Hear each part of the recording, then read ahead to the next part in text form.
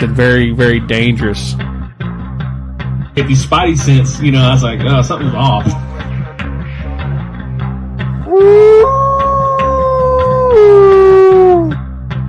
And I'm just like, man, I'm waiting to hear something, Keep that crowd warmed up. Is Mr. Yehola Tiger.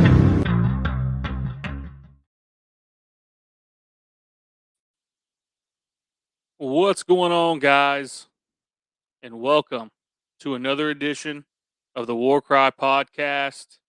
I'm your host, Yehola Tiger, on this very cold Oklahoma evening. I couldn't even believe it. I was like, man, it's kind of almost too cold out here. I let the dogs, I said, hit me just right. But I told you guys I'm going to have a lot of stuff going on this week. And if you're listening, make sure, if you can hear me, put a 1 in the chat, because I want to make sure y'all hear me. We had a little bit of technical difficulties last live stream. I don't want to repeat, because what we're about to talk about is something that I can't help it. I love it. I love it so much. And my guest that I have on this evening enjoys movies as well, like I do. But I got a lot of stuff going on, guys. Tonight, we got the guest tonight, and then on Friday I have Patrick Meekin. You're definitely going to want to tune in for that one. He's got some stories now, and it's pretty spooky on a Friday night. And then on Sunday I have Cryptids of the Corn, and that time I believe is 8:00. Could be 7:00. I gotta tighten some things up on that one, but I appreciate everyone. I had a lot of people reaching out, man. That's awesome, especially from different podcasts. You guys are hearing. I'm getting stuff from a podcast I did like 2, maybe 4 months ago, maybe even a year ago. But I appreciate you guys reaching out. Continue doing that. If you got a story, share it with me. But let's get to tonight's show. I'm very excited about this guest. He's been in the podcast game for quite a while. He is he's had multiple podcasts, but the 2 podcasts that he has right now is the E Society podcast, and I almost want to say Society of E, but that's just not right. But E Society podcast, and also the Magnez podcast. Joining me is Mr. Kevin Nez. How's it going, man? What's up, brother? Man, I am doing good. It is warm here in Northern California, kind of 90 miles north of Reno, Nevada. But the temperature will go down as the night comes, but it's still a little light outside. My grandsons are running around with their cousins across the street. We live on the res in the little town that I live in. So yeah. Man. So for a lot of you guys who are new to the podcast, I had Mr. Nez on in a previous. He was, what is that, 6 months ago, I believe, in March. So go back and listen to that. He shares quite a few different scary stories he's heard from on the Navajo res from his family. We also talk about a ton of movies. We get into Star Wars. We get into Disney, and in that last episode that we had, we talked about The Acolyte. Oh, yeah, that I enjoyed it. It sucked that it got canceled, but I don't know. I mean, I don't know what Star Wars fans wanted. I know a lot of people didn't care for it. It took a minute. I mean, the first couple of episodes was like, all right. I mean, it started off with a bang to see what Carrie-Anne Moss. She's only Trinity in my eyes, everyone. Yeah. From The Matrix. But she said it herself. She was on Good Morning America, and they asked her, well, what's your role? And she goes, it's basically Trinity with a lightsaber. And that's what it was. I thought it was awesome. And then, spoiler alert, if you guys haven't seen it, you should have by now. I mean, she dies in the first episode. And I was like, what the hell is this?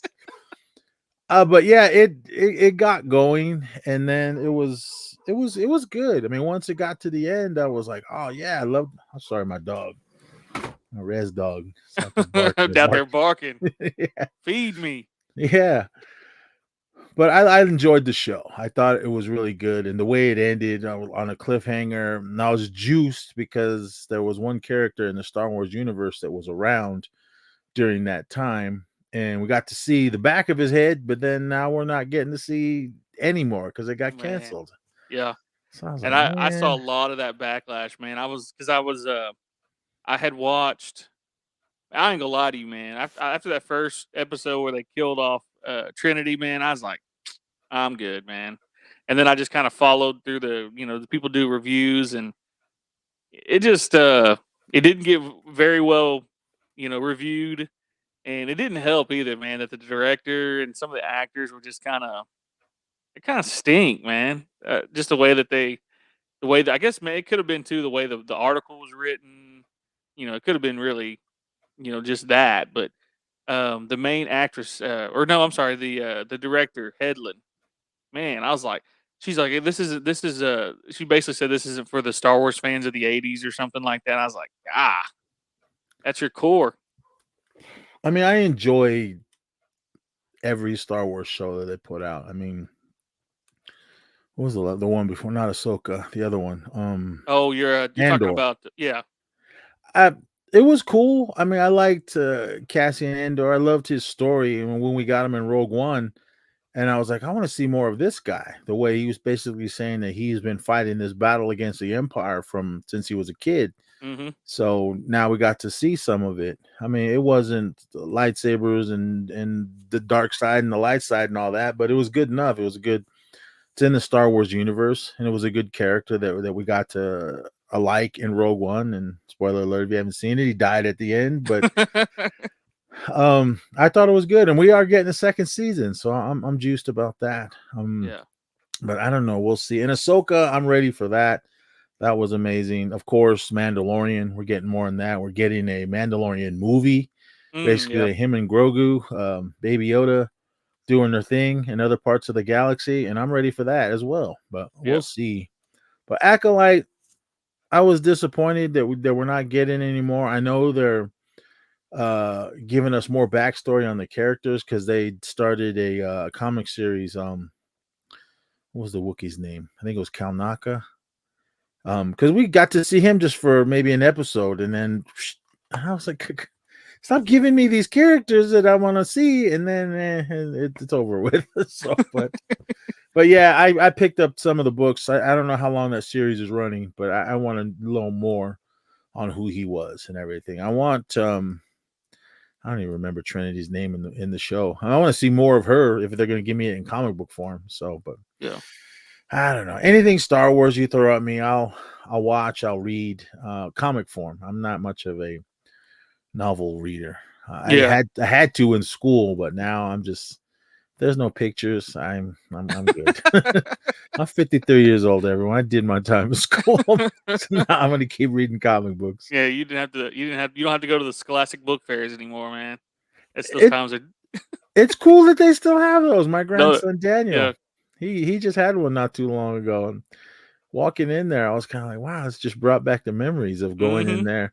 But I mean, times have changed. Books were really cheap back in the 80s. Oh yeah. And I was like, even in the early 2000s, man. I remember, I'm gonna tell off on myself. I think statute of limitations is over, but no, I took like $20 out of my mom's purse. She that's all she had to eat for like the week. It's the early 2000s. Things are a little cheaper. And I swiped that 20, man. And I went to the book fair. Oh my God. I walked out with everything. Came home and said, where'd you get all these books at? And all these they had the little toys and gadgets, for like 5 cents or whatever. But tonight's show, we ended our conversation before. We got on we probably could have went like 6 hours. I'm gonna be 100% on the topic we're gonna talk about tonight. And we started going down a rabbit hole. I think we went over 2.5 hours or about 2.5 hours. And I was like, man, we could keep going. But it was like my time, it was like 11. And I was like, I got to get up. But for everyone listening, the topic tonight and kind of what we're going to go into is horror movies and Halloween movies, spooky movies, thrillers, psychological thrillers, all that stuff. In 2024, with the different, I guess you could say the SAG strike. TV shows kind of, took a hit. But there were a lot of good movies, a lot of good horror movies in 2024. And the first movie that I'm kind of interested to hear what your opinion of, because it was very, I guess, polarizing, is In a Violent Nature. What did you think about that movie? All right. This one, I can't remember. I want to say either Instagram or TikTok. They were showing images or the other little trailer of it. And I was like, okay, what is this? Another slasher horror film? I wasn't expecting much. I when new movies come out, when I hear the hype on whatever it is, I'm like, all right. I don't like to read into it. I don't like watching too many trailers because to me, a lot of trailers spoil the movie or basically show you the ending sometimes. Yeah. For example, it's an older film, Quarantine, the remake from that movie Wreck. I just did a show on it on East Society's 31 Days of Horror. They show the very, very last scene in the trailer, and it's on the poster. I'm like, Yeah. what's this? But that film, I was like, so okay, I didn't really want to know much about it. I didn't want to look into it. Just figure some big brute of a guy running around killing people in the woods. I said, okay, we've seen that before, but let me see what they're gonna do in this one. So they had a screening for it. It only played in Reno for like I think a few days. It didn't have like a long run. So I went, okay, let me go see it. I got there was only like a handful of people in like one of the biggest theaters that they have. Movie came on. And I was like, all right, cool. It's slow paced. And we got this guy that's coming back and he's chasing the killer, the campers or whatever they are out in his realm. But what I loved about it when it was over was the way they shot it. I realized the second time I went to see it, there was no score. There was no music in the background, but the way they filmed it, to me, it was kind of like playing a video game. Like, yeah, oh yeah, for sure. We just see the back of this guy walking through the woods, going from place to place and killing fools. I mean, there was a reason why he was killing people. He wasn't just out there killing people that were in the way. But when it was said and done, I was like, man, this movie was amazing. The practical effects, CGI, it's good. But when you do practical effects, especially for horror films like me, I love the blood and the guts and all that. Give it to me. Give me more. And I was blown away with what I saw on the screen. Let me ask you real quick. What about that scene where she's doing yoga off the cliff? Oh my God, man. I looked over at my wife and we looked at each other. We were like, ain't no way he gonna pull that all the way through. I was shocked. I mean, I was like, wow, they're really doing this they basically call it the yoga scene. That's as soon as the movie was over, I was watching reviews and listening to reviews, and everybody was going to that scene. If you have no idea what we're talking about, and go to YouTube, just type in a Violent Nature yoga scene and see all that it is, all in its glory. And it's insane, man. It's insane. I was just like, wow. I mean, I was probably the loudest one in the theater. I mean, I was like, holy shit. I mean, oh my God. I couldn't believe that they were doing this, especially in 2024 with the CGI. I mean, there's a lot of horror movies that use CGI blood, CGI effects. If it's done right, cool. But there's a lot that, I mean, I don't know how to do any of that. I'm just a fat guy behind a microphone talking shit. But I like what they do when it if you use CGI, make it look awesome. But when you use practical effects, I know it's more expensive. It was amazing on what they did, and the sound that it made when he was pulling, snapped her neck, and then pulled her head through her stomach. I was just like, "What's happening?" I couldn't even believe it. I literally heard an old lady behind us going, "Oh my God!" I was like, man. I was like, whoa. I mean, even those Terrifier movies. Oh man, I haven't seen them. I haven't seen them. Oh, do yourself a favor. Watch those movies. The third one's in the theater now. I have not seen it yet. I'm going to see it tomorrow with my son. My youngest son, he's 19, about to be 20, so he's not like a little kid. But a friend of mine, when we were doing our 31 Days of Horror, we always try to record early so I can throw out an episode every single day of October. I think we're up to, what's today's date? We're on the 15th. The 15th. So the 15th episode is up right now. Just go to Spotify and search E Society. So I was like, oh my God. I mean, that film, everyone was telling me about it. Terrifier, Art the Clown and all that. And I'm like, okay.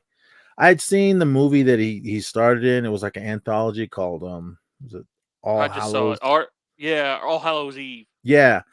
So I was like, okay, cool. That was a cool story. And Art the Clown, right on. And then it came out with Terrifier. I didn't see it until it was on Netflix a couple years ago. A buddy of mine told me to watch it. So I was like, oh, okay. I didn't know what it was. I started watching and I went, hey, that's that dude, that clown that was in that other thing I watched. And practical effects. I was like, whoa, cool. I mean, they cut a lady in half hung upside down and sliced it down between. I was like, whoa, man. Then Terrifier 2 came out. I got to go to one of the screenings. It was like a one night only thing. I was surprised. I'm surprised when movies like that come to Reno. So I of course, the horror guy that I am, I'm the horror watcher on the East Society. My buddy does not get down with he can watch like Halloween and that type of stuff, but when it comes to bloody, gory stuff like Terrifier or in a violent nature, he that's just not his bag. So I go see Terrifier 2. There was a lot of people in there. 10 minutes into the movie, of course, it's not phasing me, but there was a couple. There was like the top row of the theater was like a bunch of teenagers, probably like about 10 of them. I heard a girl go, I can't handle this. And then she walked out of the theater, and of course her boyfriend had to follow her. They never came back. So man. I was like, okay, that wasn't too bad in the beginning, but all right. A couple rows behind me, there was a grandma and her granddaughter. I'd say the girl might have been 12 at the oldest. But the grandmother would not shut up. It actually kind of made it funny for me because, I mean, growing up in the Bay Area in Oakland, going to the movie theaters where this is in the days when people were talking to the screen. They don't do that now anymore. But silence your cell phones, everyone. Silence your cell phones. Yeah, this lady was like, oh my God, I can't believe they're showing this. I don't know if we can watch this. Oh no, here he comes. Oh my God. The whole movie. They got about halfway through the movie. The movie was over 2 hours. So let's say, I don't know, maybe almost whatever the halfway point is. She just said, okay, I cannot do this anymore. We need to leave. I'm like, you're leaving now? You just sat through some of the most gruesomest stuff. And then they got up and left. That little girl didn't want to leave. She wanted to see more, but the grandma couldn't handle it. And I was like, did you realize what you took your granddaughter to see? I couldn't believe, because I walked in there and I see this older lady and her granddaughter sitting there. And I was like, oh, cool, right on. You're a cool grandma for doing that. But when she just could not handle it anymore, and they walked out. When the movie was over, I walked out of the theater. I saw the girl and the couple that left. Obviously, it was her because she walked out first, and the boyfriend, the nice guy he had to go sit. They sat outside in the lobby and waited for all their friends to come out. Man. And again, that was only 2 hours or 10 minutes into the movie, and that movie was over 2 hours. Oh, man, hey, yeah. So I definitely need to check that out because I've been putting it's on my list, and I've been like, man, maybe I'll watch it right now, and it's like, it could be whatever time, but I'm like, man, I guess I'll push it up. So yeah, I'm gonna have to check that out now. I couldn't tell you the story really. I don't remember the stories. I just remember the blood and the guts and Art the Clown doing his thing. So I hear this new one's holiday themed, like during the Christmas time. So I'm like, oh, cool, right on. Is Chris Jericho in all of them? I don't remember if he was in the first. I think he was just in the first one. I think. Okay, yeah, I thought I heard something about it back when the first one came out. I think he's in the first one. I'm not sure if he's in the third one. I know he was at the premiere for the third one, but I don't know if he's in it. I mean, he knows the director and all that. So, for you wrestling marks, Chris Jericho, yeah. But The learning tree. No, it's something. If you like horror, if you like bloody, gory horror films, I say watch those. If you're not for one of the blood and the guts, there is a lot. It's pretty bloody in the first one, but the second one, he went for it. And then before this third one came out, he was talking about, if you guys thought second one was bad, wait until you see the third. A friend of mine saw it and he said it was worse than the second one. I'm like, whoa, is it? Okay, cool. So I'm all in. So I'll know tomorrow on how it is. I think they were saying that the third Terrifier is about to outpace what movie just came out that's a blockbuster. The Terrifier is already outsold, and I cannot think of the movie that just came out. I know Joker came out. Yeah, it's Joker. Yeah, it's Joker. It's outpacing Joker. It's going to make more money than Joker did. Did you see that one? I haven't seen Joker. I've man, the first one, I think they should have left it just as it was. Yeah. But they lost me in the trailer when I started seeing him dancing and singing. But I get it. It's a part of like the haze or whatever and of his mental health, whatever. But yeah, I mean, I saw it. I enjoyed it. I loved the first one. A lot of people didn't like the first one, and a lot of people didn't like this one because they were tearing it apart that weekend it came out. And I went and saw it, and I enjoyed it. I liked what was going on. I understand the music aspect of it on why it went that route, because there's a scene in the film when there's some guy, a music teacher, telling him like, well, music can help you with your mental situation. So that's why there was singing and dancing. And to bring in Lady Gaga as Harley Quinn, I thought it was amazing. I love Lady Gaga. I know everyone loves Margot Robbie. I mean, not to take anything away from Margot Robbie. She's Harley Quinn in my eyes. But me too. To see someone else come in and she's, but then again, this Joker story isn't a part of any of that. From what the director said, that this is its own thing. Yes, it's based in Gotham and there's Arkham, and Harvey Dent is in this one, and in the first one we saw a young Bruce Wayne. Mm-hmm. So, but it's a different timeline. Let's say that. I know, or different, the multiverse, since everyone's doing that now. Yeah. But see it for yourself, everyone. If the musical part is keeping you away from it, then just wait. It'll come on Max maybe in a few months, maybe the early beginning of 2025. But I enjoyed the film. I really loved it. My buddy, the host of the E Society, Zissou, he didn't care for the first one. So I mean, if you guys listen to E Society, we just talked about it on our last episode, but I thought it was a cool film. But yeah, because when we were talking about that, and it was like, I was on Rotten Tomatoes, I said, oh man, it's bombing on Rotten Tomatoes. But I said, but look at Terrifier 3, it was like 93% yeah, and all that. So. I think right now, I think just as of like Sunday night, it was, I think Joker only made 30 million. I think Terrifier was at like 25 million on like a 30 million budget or something crazy. Because right now I'm seeing it's 74%. It's certified fresh, and that's the tomato meter, and the audience score is 89%. So that's awesome on what it's doing. But yeah, Joker, it's a 2-pack of ass, man. And they're saying it bombed. I get it, everyone. If you've seen it and you didn't like it, I understand that. But I mean, I enjoyed it. I thought it was a really good film.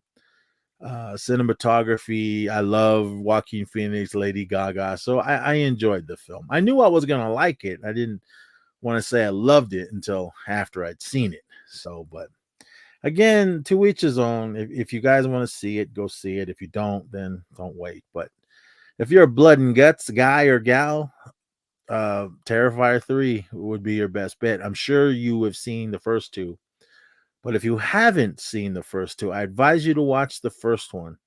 And if you can't get through that, I say stay away from the second, and I'm pretty sure the third. But It's bloody and gory. I love that type of stuff. I grew up watching those type of films. I mean, the very first horror film that got me watching horror films was George A. Romero's classic Night of the Living Dead.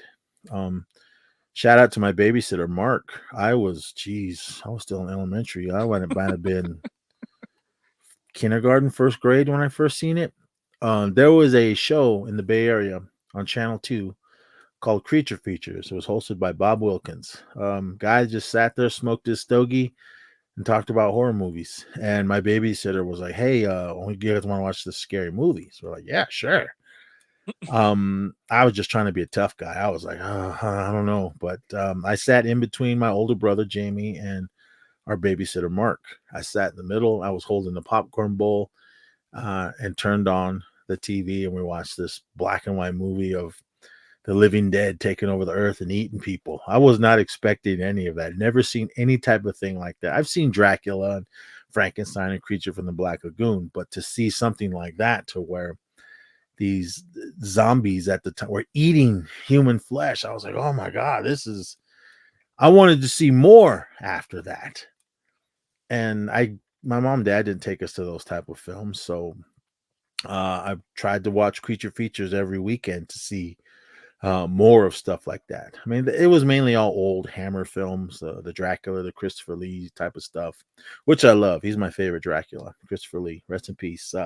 He's the one with the crazy eyes, isn't it? Yeah, Count Dooku for you Star Wars fans.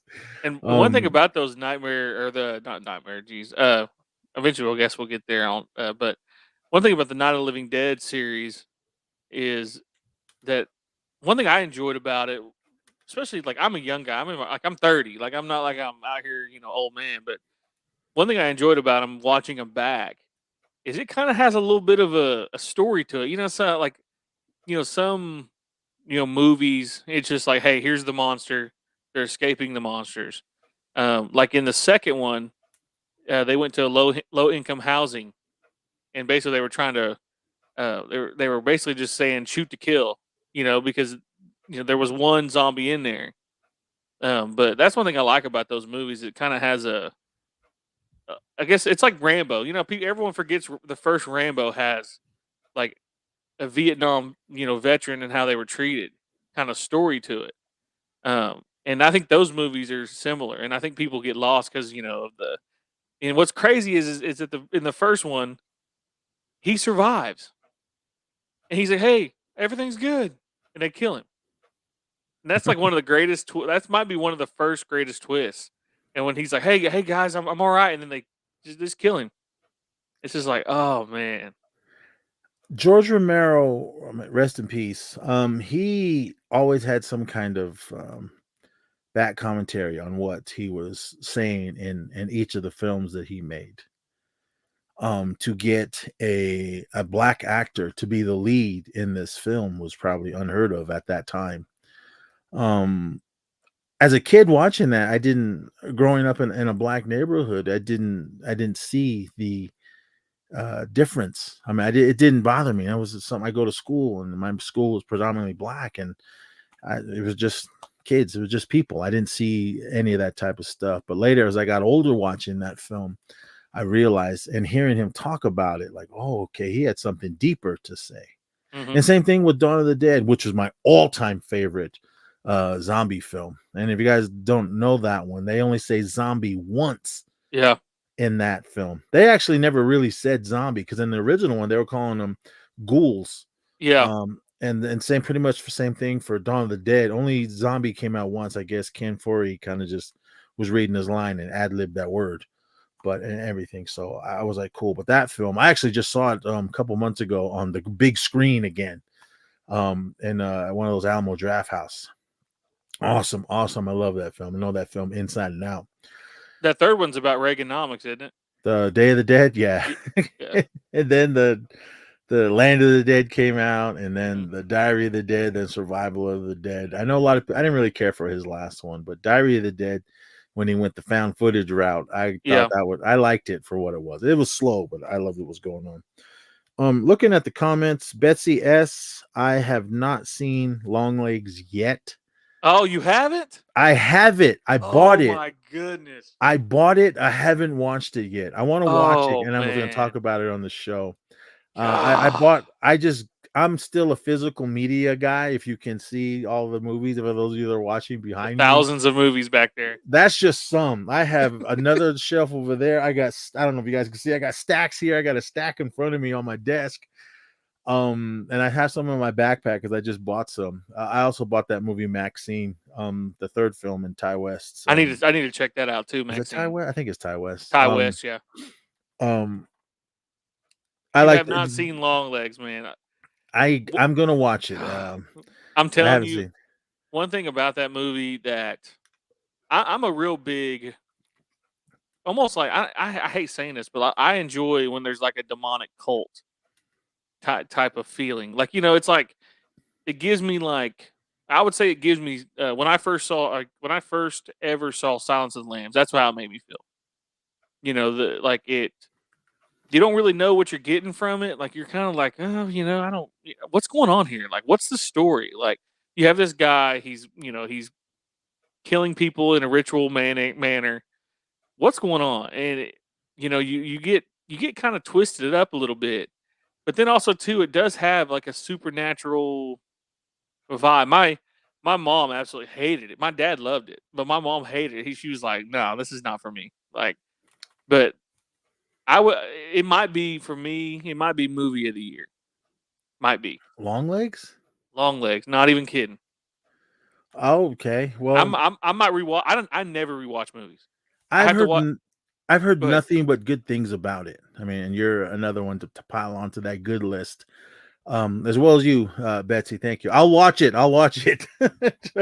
Because I saw it. I wanted to go see it in the theater, but like came and went, and then I saw it at Walmart, and I said, I'm hearing good things. I'm sure I'll like it, so I'll just buy it. Nick Cage is a madman. That dude is. He he's puts crazy. out a lot of movies.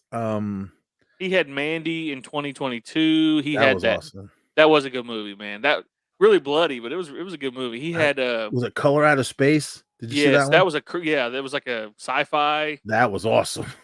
That made my best of list. One thing that I'll say that he did in 2020, early 2024, it didn't really get a lot of heat. He did a movie with what's that guy's name? I can't think of his name. He did a movie. It's on Shudder.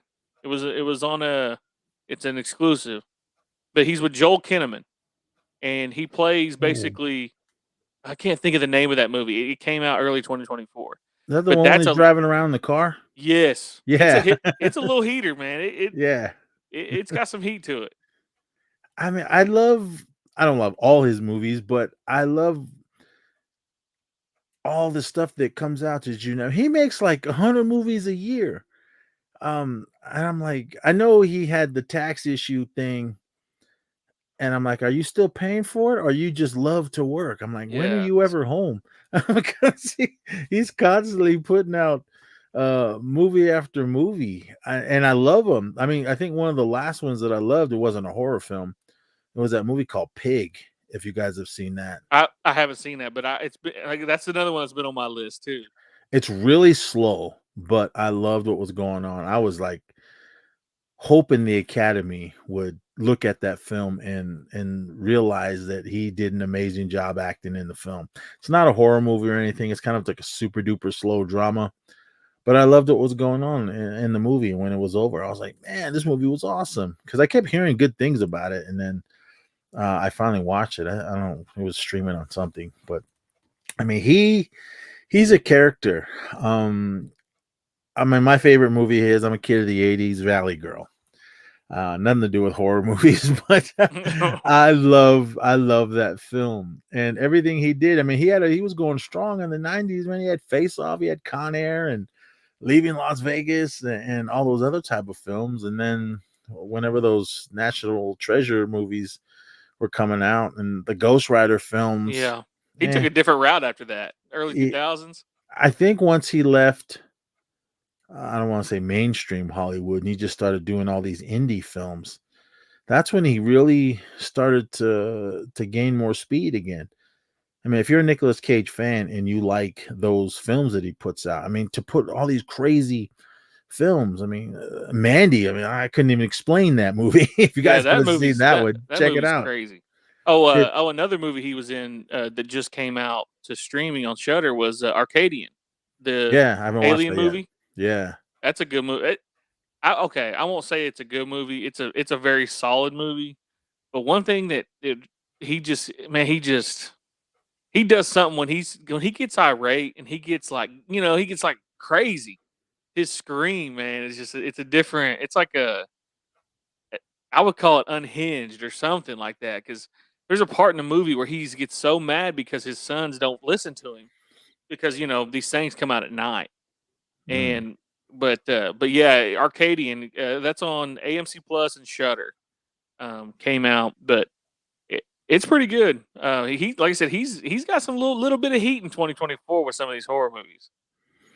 I have everything just in my queues. I need to watch this. I need to watch this and that. But yeah, Nicolas Cage, man. I mean, a lot of people just don't care for him because mainly they don't know that he's making all these crazy films. I mean, if you go to his IMDb and just click on his filmography, each year he pumps out at least, I don't say 4 to 5 films. I don't know if he made them back to back to back, but they all come out at once. Because I mean, Walmart is probably the last one for you physical media people that's still holding the torch. I go in there and you look on the rack and you'll see at least 4 different Nicolas Cage films, new ones. And I'm like, man, he's just pumping them out. He is an Academy Award winner. He won for Leaving Las Vegas. Awesome film. But I know the Academy doesn't look at these small little indie films like that, because I'm like, if you like his acting, definitely check that one out. I thought he did an amazing job in it. Even Color Out of Space, he was awesome in that, and how weird and crazy that Mandy as well. Just how crazy those films were. I even like that one. It wasn't a horror film. That one he did with the Mandalorian guy when he was basically playing himself. Oh, Massive Talent of Nicolas Cage. Yeah, that was pretty good. I enjoyed it. I love that he's coming back to have a Spider-Man noir movie. Oh wow, I didn't know that. For those of you that's seen Spider-Verse, Into the Spider-Verse, the first one, Nicolas Cage voiced Spider-Man noir. The black and white Spider-Man. I was like, whoa, that was awesome. I mean, and they're talking about making a movie of him. I can't wait for the next Into the Spider-Verse movie, because those 2 movies blew me away. I know the Spider-Man movies have been the greatest in my opinion, but those animated ones, Sony, they knew what they were doing. If you haven't seen those movies and flashing screens and all that bother you, don't watch them, because there's a lot of craziness in that. Even that last Turtles movie, the mutant something or whatever, the Teenage Mutant Ninja Turtles. I ain't watched any of them. I have not watched a film like that in forever. That last animated one, that one was actually pretty good. I took my grandson for his first movie. He kind of didn't care about the Turtles, but I was all into it. So no, the live action one, man, to me, Master Splinter, and we used to roast people, call people Master Splinter. I like not those when they made them giants. They were okay. They were all right, but I like the ones with the guys that were in the suits. Yeah, me too. 1990 when that first one came out. That's my hashtag, my turtles. I mean, well, my turtles are the ones that were killing people in the comic books when they first came out. They really be getting down in the comics. Yeah, in the original comic series, they were killing fools in it, and I thought that was amazing. And then the cowbunga and the pizza and all that came along, which was fine. I get it. I mean, those guys made their money selling the rights to whoever that made those Saturday cartoons, but it's still cool to see that Turtles are still going today. I mean, for me, when I was a kid, older teenager, and then for my kids, my 4 kids that came along, they all like the Turtles, and now my 2 grandsons, they love the Turtles. So I know it's cool. I mean, especially Star Wars. I mean, Star Wars for me, I was there in '77 when the original one came out, when it was just Star Wars, not A New Hope, Episode 4, none of that. That came later. But, and everything. I mean, because for my kids, horror films I start them off with Poltergeist, Toby Hooper's Oh, film. okay. I start them up, not that remake. That remake was No, trash. the remake was two pack of ass, man. I just recently watched the original trilogy of Poltergeist, and they're amazing. They're still scary. To me, it's sad on what happened to some of the actors in the film, especially Heather O'Rourke. Oh, that breaks my heart. If you guys have Shudder and you have not seen Cursed Films, watch that episode on Poltergeist and bring your tissues, because oh my god, I was wiping my eyes. It's so sad that like they basically misdiagnosed her. Yeah, I was just talking to my wife today. I was like, she could still be alive today. I don't know if she'd still be acting, but when I watch those films, yes, they're scary and everything, but when I see her on the screen, I just feel sad. And watching Poltergeist 3, I'm about to cry. I'm watching Poltergeist 3, knowing that she passed before they finished filming the film. And the very last scene when we see Carol Ann get pulled back from the other side from Kane, and Nancy Allen is I think it was Nancy. It was Tom Skerritt. I think it was Viper. Was that his name in Top Gun? Anyway, I hate Top Gun. Everyone, the first Top Gun, I hate it. That's a whole nother show. But when he's holding Carol Ann, it's not her, because I guess they filmed what they could, and then she got really sick, and then she passed. And the director was like, I'm done. I can't finish this film without her. But the studio was like, hey man, we paid you this amount of money. You got to finish it. We got a movie that with no ending. So they just got some little actor girl, throw a wig on her, and we never see Carol Ann look at the screen again. Yeah. So I was like, oh, and they even said this movie is dedicated to Heather O'Rourke. And I was like, man, it's sad every time I watch those movies, but watching those films, my opinion, I don't think there was a poltergeist curse. Misdiagnosed. Heather O'Rourke, the guy that played Kane in the second film, who scares the hell out of me. Yeah, he looked crazy, man. He was sick when they were making the film. I guess he had some kind of stomach issues, and he passed. And the great Will Sampson. Yep. He also passed, and they were saying, "Oh, that was because of the curse." No, it's like, I know they were trying to lump him in there. I was like, yeah, I don't know. I don't know if it was anything like that. And the girl from that. Oh, I'm sorry. Go ahead. The older daughter in the first one, I don't even think they mention her in the other two.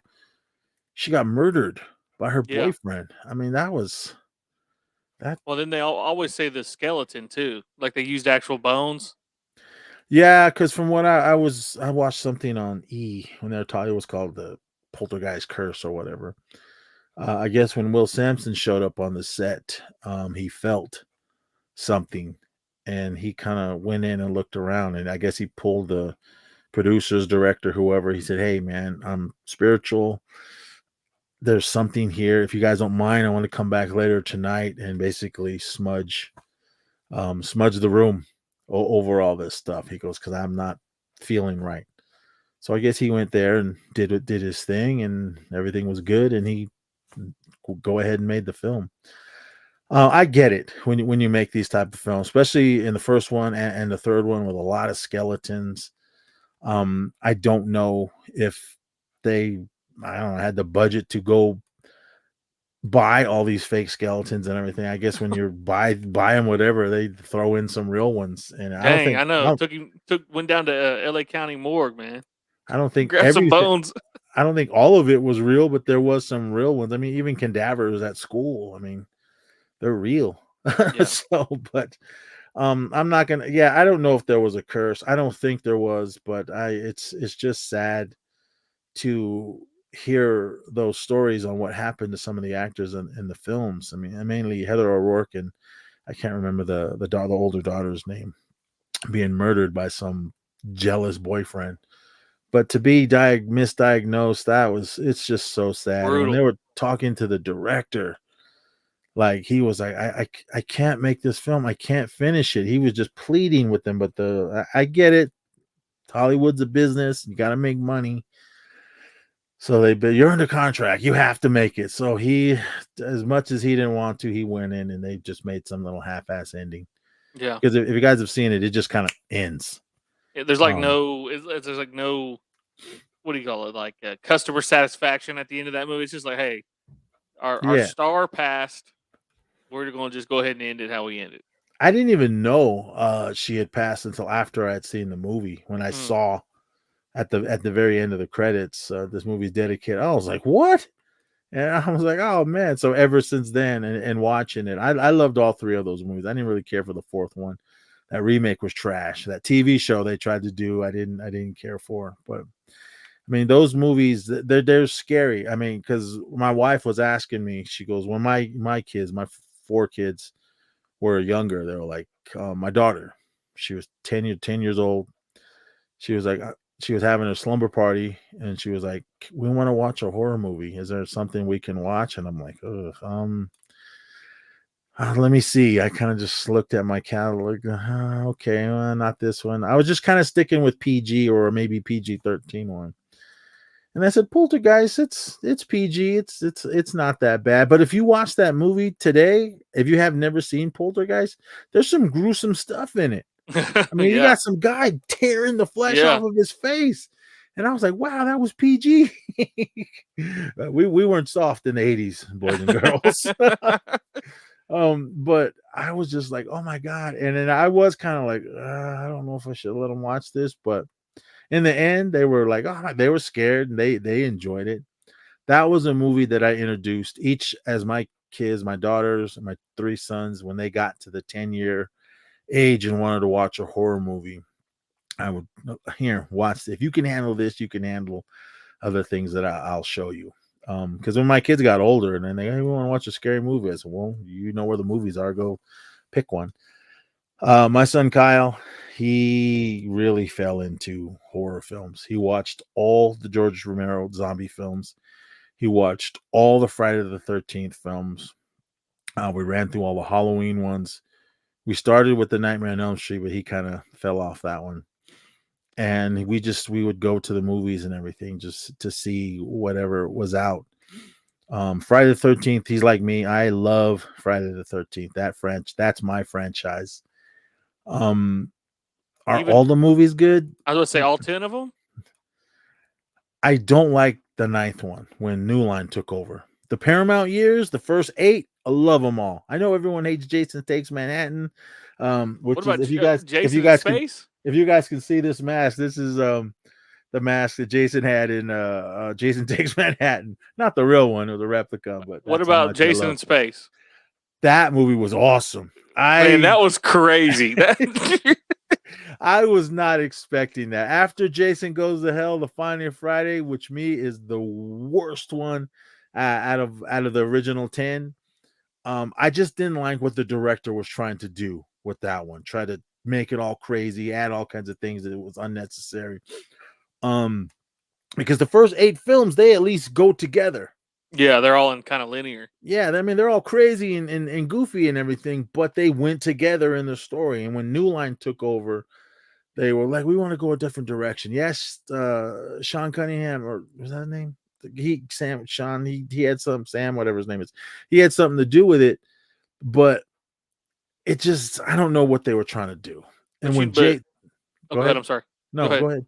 No, what I was gonna say with New Line, that started off their streak of like Final Destination. They started putting out those movies, and they started with Jason, and then as you get to like Jason in Space and Freddy versus Jason, those movies, they moved into Final Destination. But to get back to Friday the 13th, so to me the original is it just cannot. The very ending of it, where you're thinking, oh yeah, everything's all right. And here comes Jason, and also the reveal that it's really his mom the whole time. Man, it just does something.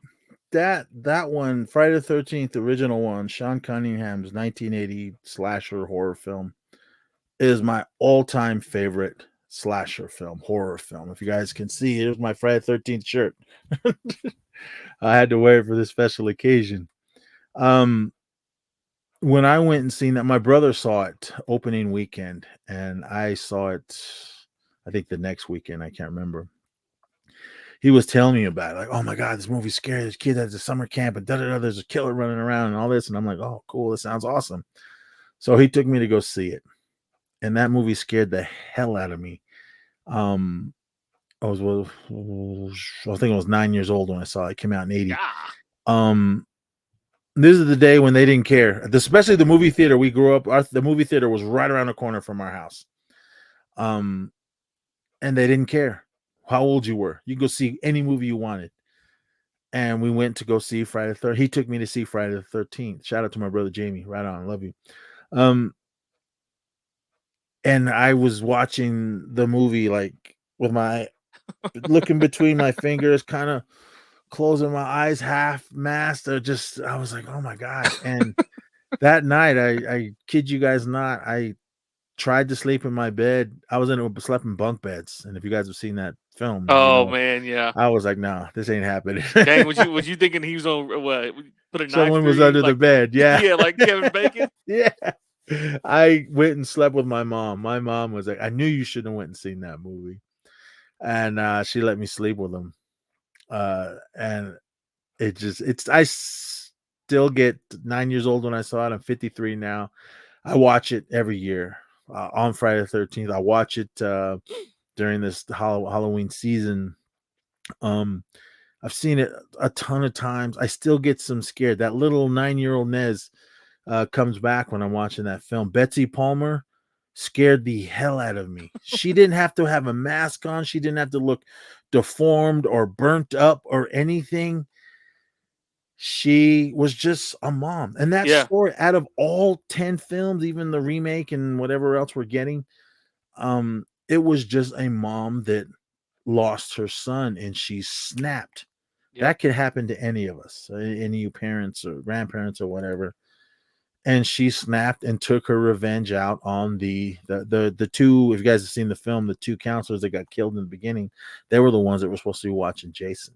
Mm-hmm. We didn't get the Jason story until later as the other films came along, because Friday the 13th was supposed to be a one and done. But since it did so good in the box office, they were like, hey, we need more. So then they started cranking them out year after year. I was there for all of them. What was so I know because they got the idea for Friday the 13th from what was it? Sleepaway? No, it wasn't Sleepaway. It was a sorority something killer. It was in the early or late 70s. What was that movie called where I guess the guy, not Sorority Row, but it was something like that. But they got that idea for Friday the 13th from that, the slasher genre, and then Friday the 13th turned into Nightmare on Elm Street. Then it turned into so I'm trying to think of some other slasher. There's some crazy, like the Reanimator. They started having all these kind of crazy, topic type of slasher movies. If you guys have go ahead. Netflix, watch The Movies That Made Us. They were basically, Sean Cunningham was talking about Halloween did so good. Amazing film. We got John Carpenter's film. They were like, we want to make pretty much a knockoff of that. Let's try to do that. So they came up with the story, Victor Miller's story, and they put the movie out, and it was just amazing. I mean, they didn't think they were gonna do anything big with it. Hey, it's a movie. Sean Cunningham was making little kid movies. I think he made like a knockoff Bad News Bears type of film. And this one, he wanted to do a horror movie. So they did it and came out, didn't think it was going to do anything. Betsy Palmer, she was just Mrs. Voorhees. I've won many horror trivia contests because they're always asking, who was the killer? What was the killer's name? And Friday the 13th, everyone goes, what the hell's her name? Pamela Voorhees. Everyone says that. She just says, I'm Mrs. Voorhees in the first film. We don't really find out her first name until the fourth film, the final chapter, when we see her headstone and it says Pamela Voorhees.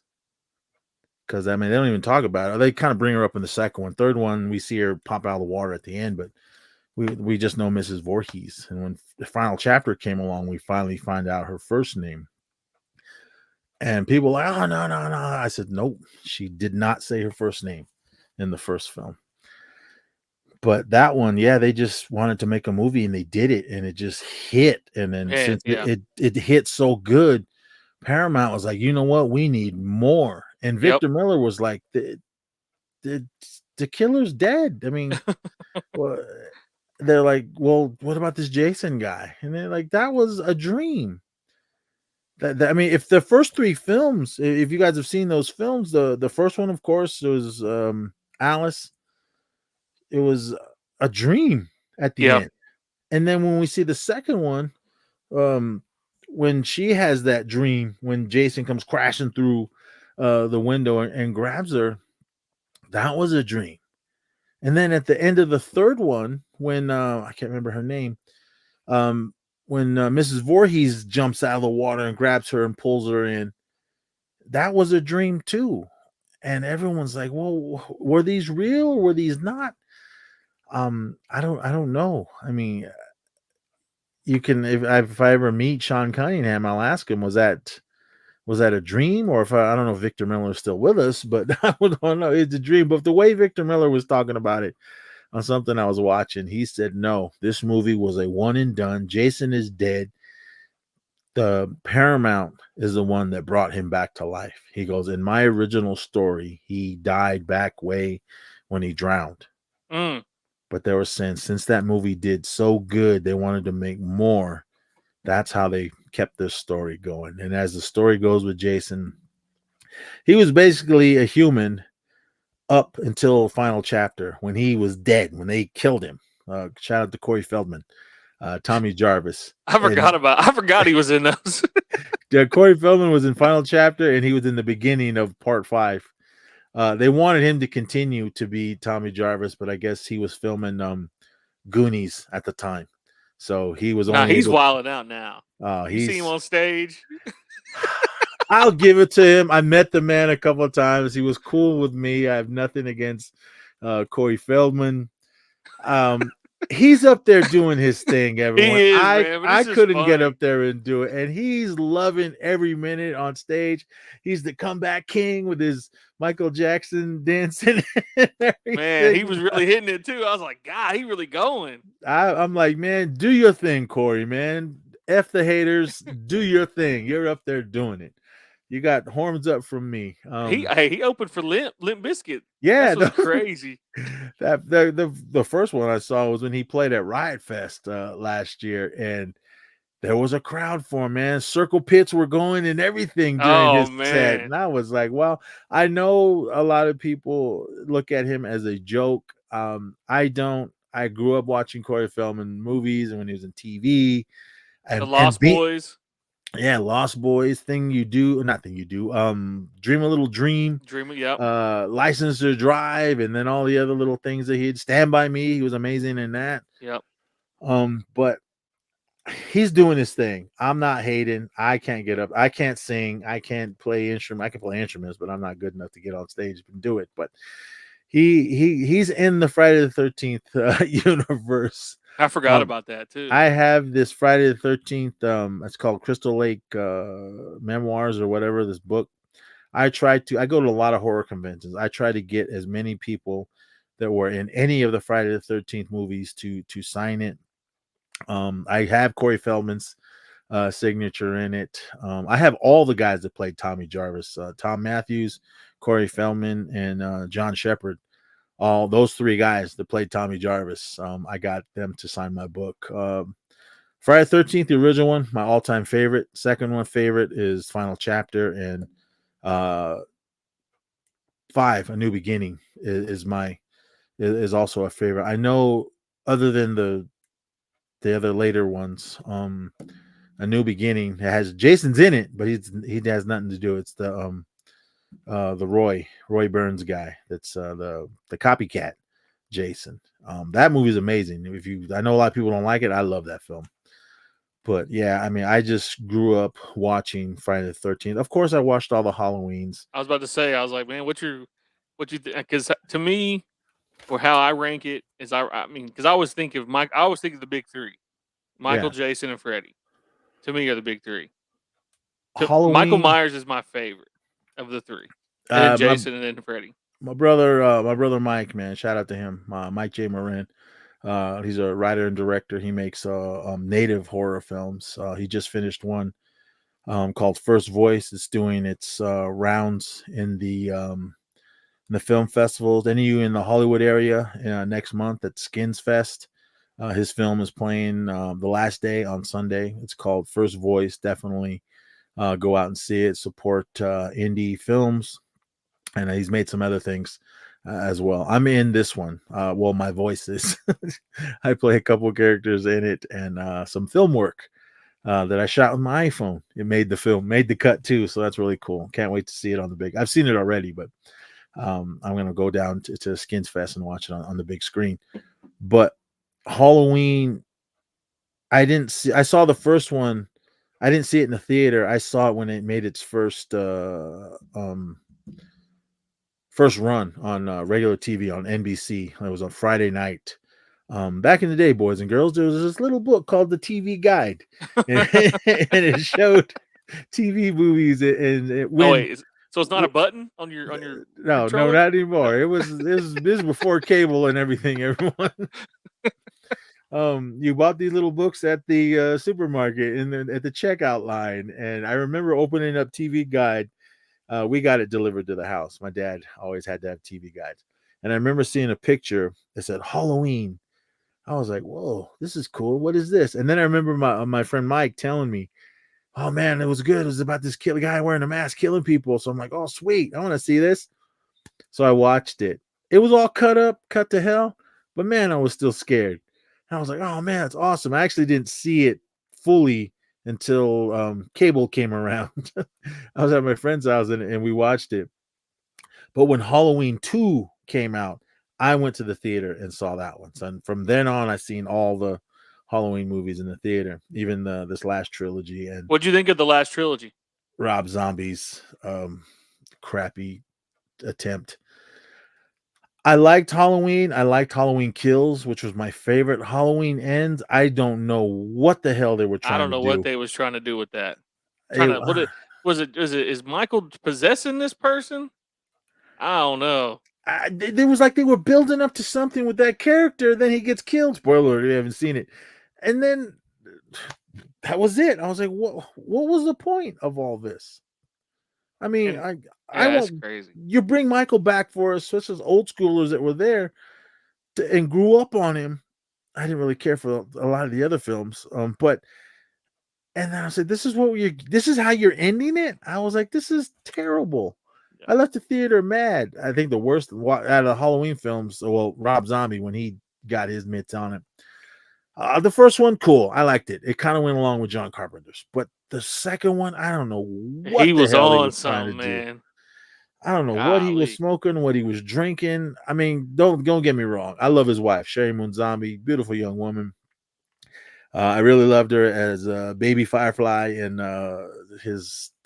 Devil's Rejects and House of 1,000 Corpses. 3 from Hell, no, but. That was straight to DVD right there. I didn't even need to see the theaters. I saw it in the theater. It was a one night only thing. I was excited. I was like, oh man. I was like, how the hell did they survive? Devil's Rejects. They all got shot to hell. And now they're alive. I'm like, whatever. I mean, I'll go see it. And I was like, oh, what's happening here?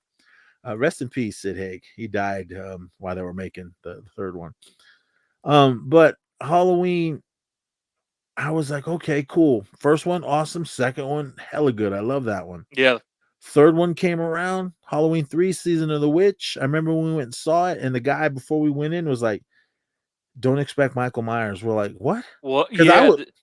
Oh my! I mean, so I'm not old enough to watch it in theaters, but I remember. I think it was my uncle or somebody had the box set. It had the 3. They had like the trilogy, but it came in the box set where it had all of them, and this is like in the early 2000s. So it had H2O in it and all these different movies. And I remember popping that in, and I'm like, where's Michael? He told us, look, don't expect Michael Myers in this film.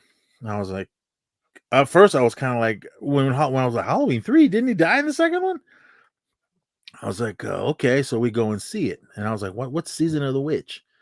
We watched the film. My friends that went and they saw it, they were like, oh, they hated it. This got nothing to do with Michael Myers. And I was like, I kind of enjoyed it. Because if that guy said, don't expect Michael Myers, I probably would have walked out mad like my friends. I watched the movie. I went back the next weekend to see it again to make sure that if I really liked it. And I thought it was an awesome film. I love it. As I got older, I find out that what they wanted to do with this Halloween series was they wanted like an anthology series. Oh, okay. John Carpenter's was the first one, and it was going to be a one and done. The way it ended left you like on a cliffhanger, like, oh my God, he's still alive. He disappeared.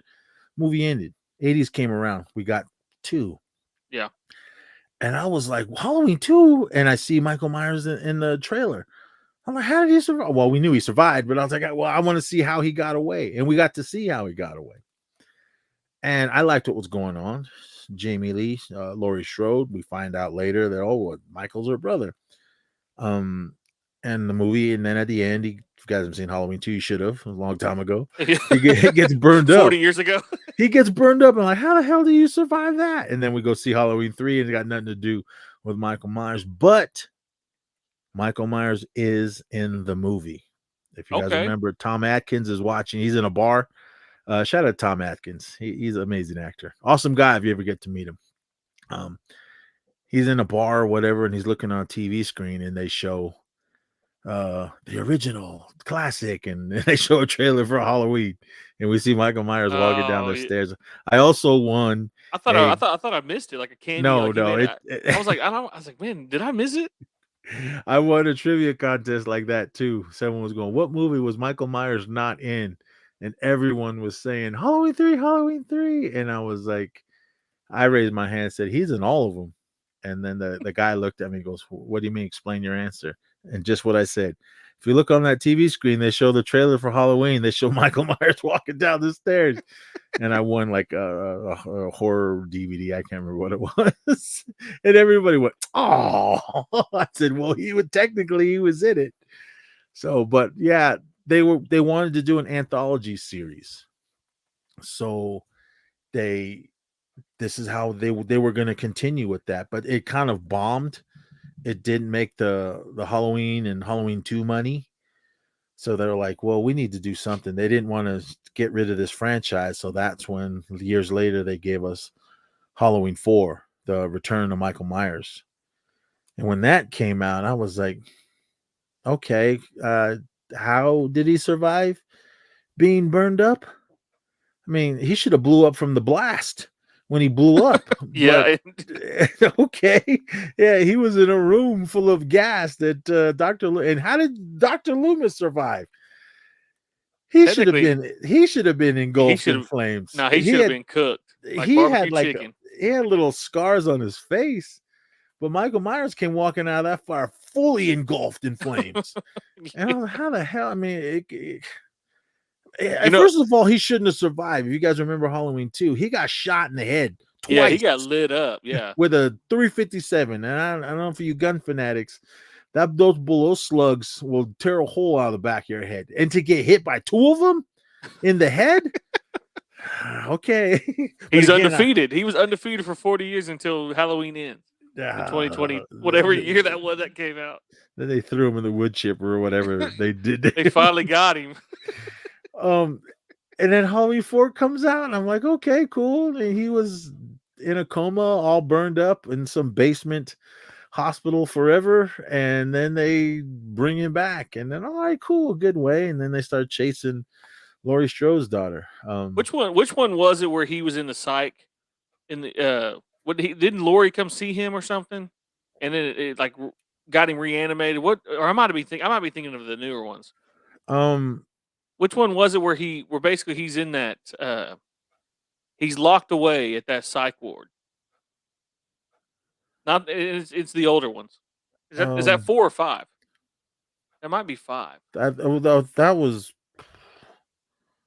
because I don't think it's the zombie ones, and it's not the new ones. Is that 4 or that might be H2O? Laurie Strode was only in the first 2. Then she came back in 7 and H2O, and then It might have been 7 then. she was in the beginning of 8 Resurrection. She was only in the beginning of that, and then spoiler alert, she got killed. Then we got later we get the other 3, because it was her daughter. It might have been her daughter, Jamie Danielle Harris. It was her daughter in 4 and 5, and then she didn't come back for 6. They had someone else, but then that character got killed. It just got weird. It got weird and weird. I mean, I kind of liked it when he was chasing Jamie Lloyd. That was cool with Danielle Harris. I liked those. But the way the 5th one ended, that one kind of left me on like a cliffhanger, because they catch Michael Myers.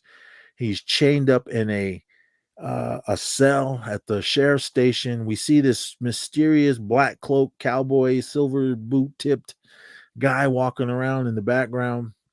And then somebody goes in and kills all the cops, Terminator style. And then he breaks Michael Myers out of jail, because we see Jamie walking into it, and then she sees the cell. We see all the chains laying there, and he's gone. And then the movie's over. A few years later, then we get Curse of Michael Myers.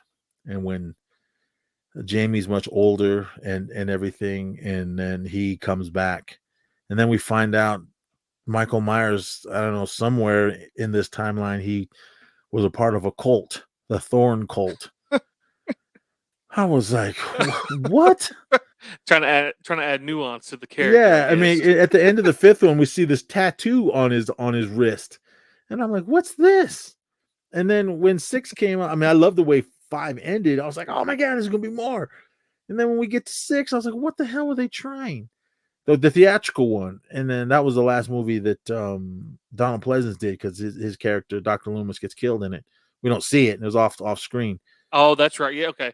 And man, there's so many. Like what's crazy is, like, didn't they have to retcon the timeline because Laurie, like in the first 2, basically find out that she's her brother, or that Michael's her brother, and then in the later ones, they act like they're not even related, or that didn't they have to like do some maneuvering with that? I can't remember exactly. Well, in the original timeline, which was Halloween 1 to Resurrection. No, I'm sorry. I think there's 3 different timelines. 1 to 5. Wait, is it 5? No, 6. I think 7. No. I see. There's so many different multiverses. Yeah, I know, That's man. what they keep calling it.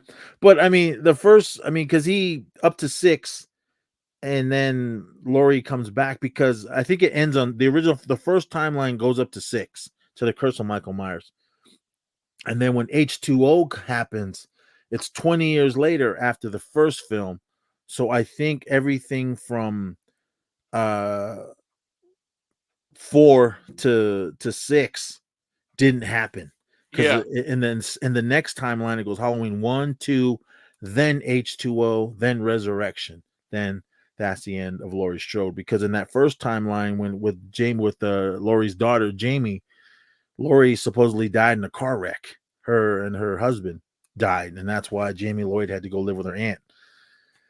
So they kind of erased all that, and it just went 1, 2 to H2O, and then Resurrection, and that was it. Then when this new trilogy came out, it went from the original John Carpenter film, skip everything in between, and then to Halloween Ends, or Kills and Halloween Ends. So there was no relation between Michael Myers and Laurie Strode, because they said it in the first one. They go, "Wasn't he like your uncle or something like that?" You go, "Nah, that's all lies." So there was 3 different timelines in this. Rob Zombies, that's a total different multiverse. But I'm kind of curious here. Since we're talking about John Carpenter, I know he's got all types of these movies. Oh, we can go into crazy detail, but to me, my favorite, and this is, I'm not to try to get away from Halloween, but you mentioned John Carpenter, and what in a top 5 movie for me all time is The Thing. Oh, amazing remake, amazing film. Oh yeah. I see in the comments someone brings up The Fog. Awesome film. I live in California. I'm going down to the Bay Area next weekend, and I am going to that lighthouse Oh that was wow. in the movie. It's in Point Reyes. It was closed for a long time, but now they turned it into a little museum, so you can go to that lighthouse and go in. So I'm juiced about that. I've never been there.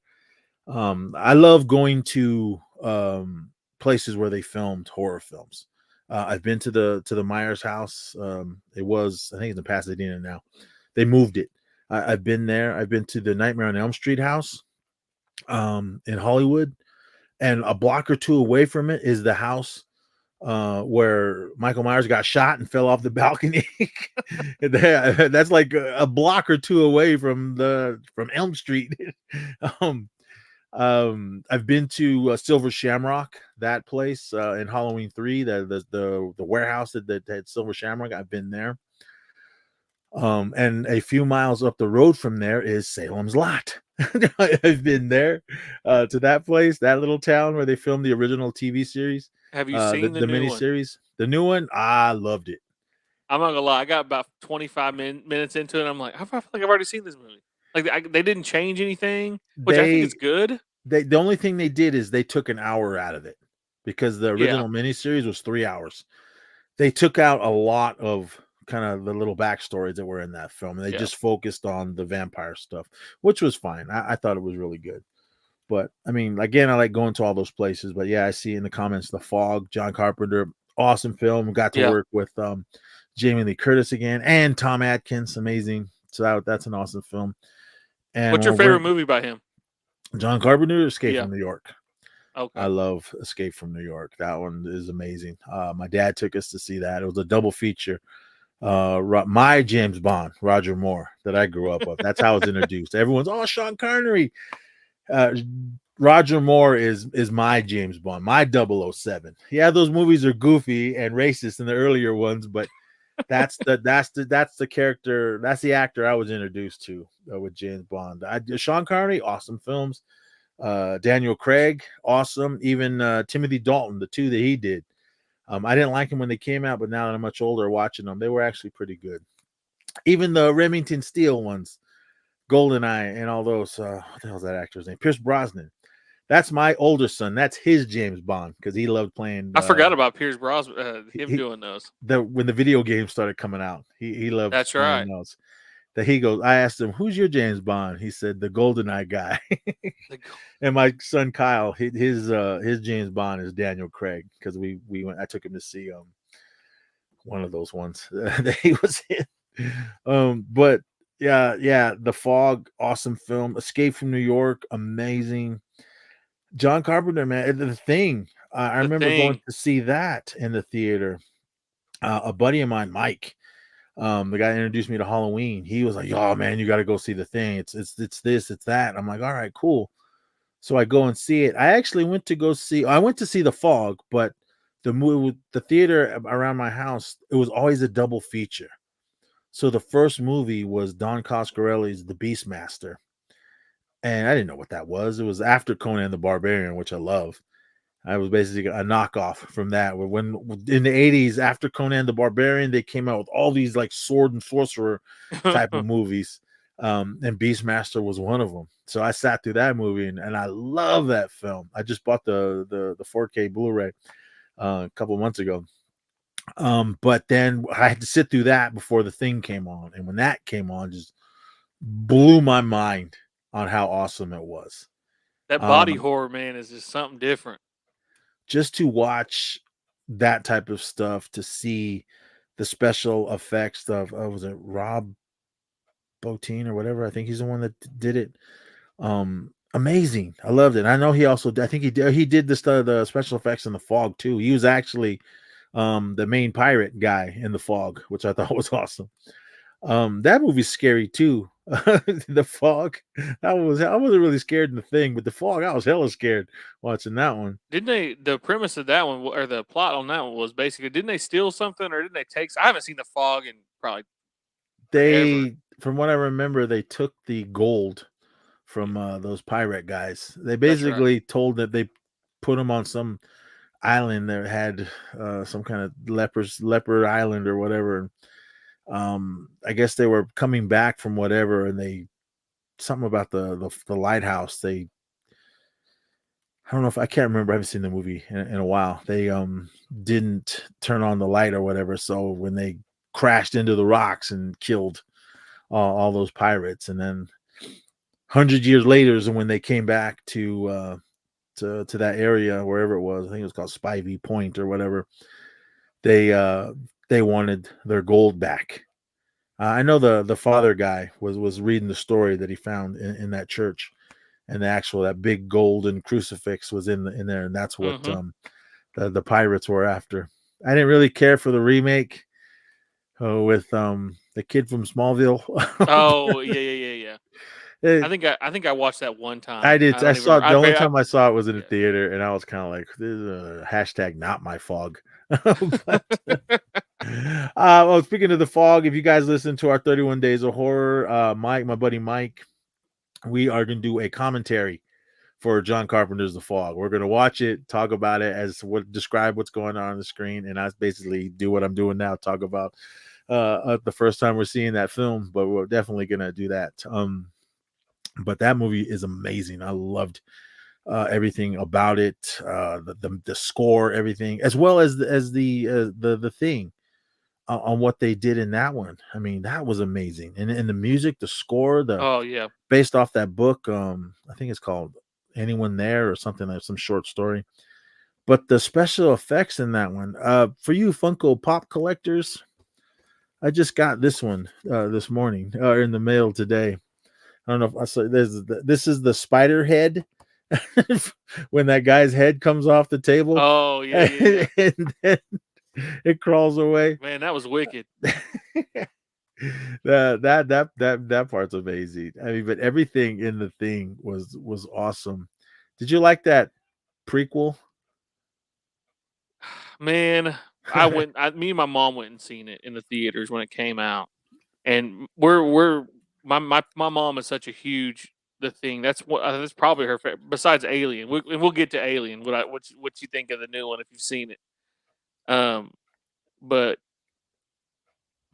one thing that I think that we do as a society is that we try to make things better in terms of like the CGI in that was just like, because you're used to the practical, and I don't believe John Carpenter had any dealings with that in that sequel or prequel, right?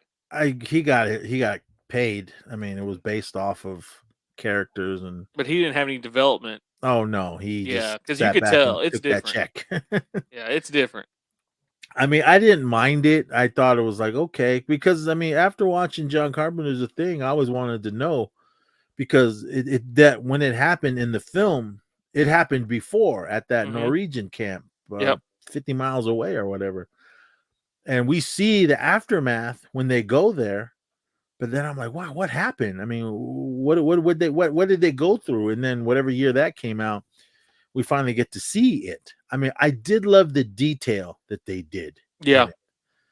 The CGI was not the greatest. From what I understood, the director wanted to go practical effects and pay homage to the original. But the studio was like, no, that's going to cost way too much money. Your budget is this, and if we do it the way you want it, your budget is going to be this, and we're not paying that. So blame whoever, Universal or whoever the studio was that put it out. They wouldn't let him go practical. They went a little practical, but not a lot. And the CGI was like, I mean, I mentioned it earlier. CGI can be good and CGI can be bad. This one was kind of in between. It was like sometimes cool and sometimes bad. So, but in the end, when that went, I was like, oh, cool. But the way it ended, I was like, it ended how the John Carpenter's began. So I was all in, and I was that's what makes it legendary to me, that the thing, because like you're basically getting dropped in to middle. You're basically getting dropped into the middle of the story. Yeah, like the story started in the prequel, obviously, but then you're in the middle of it. Like this creature is not dead. This creature's still roaming. And that's one thing I find. That's what I absolutely love about it, and the way it starts. And I agree with you on the prequel, like because I always wondered until that prequel came out. My mom, we would do, how people go on and say, oh, they try to like get little Easter eggs on things and try to figure things out, on YouTube and so whatnot.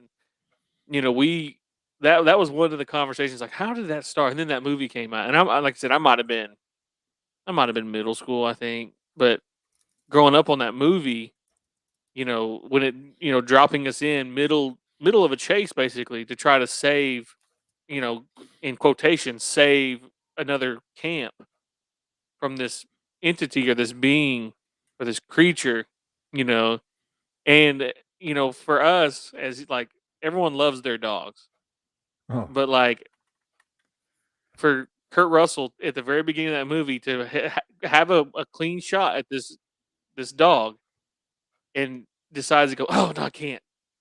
And I was like, man, okay.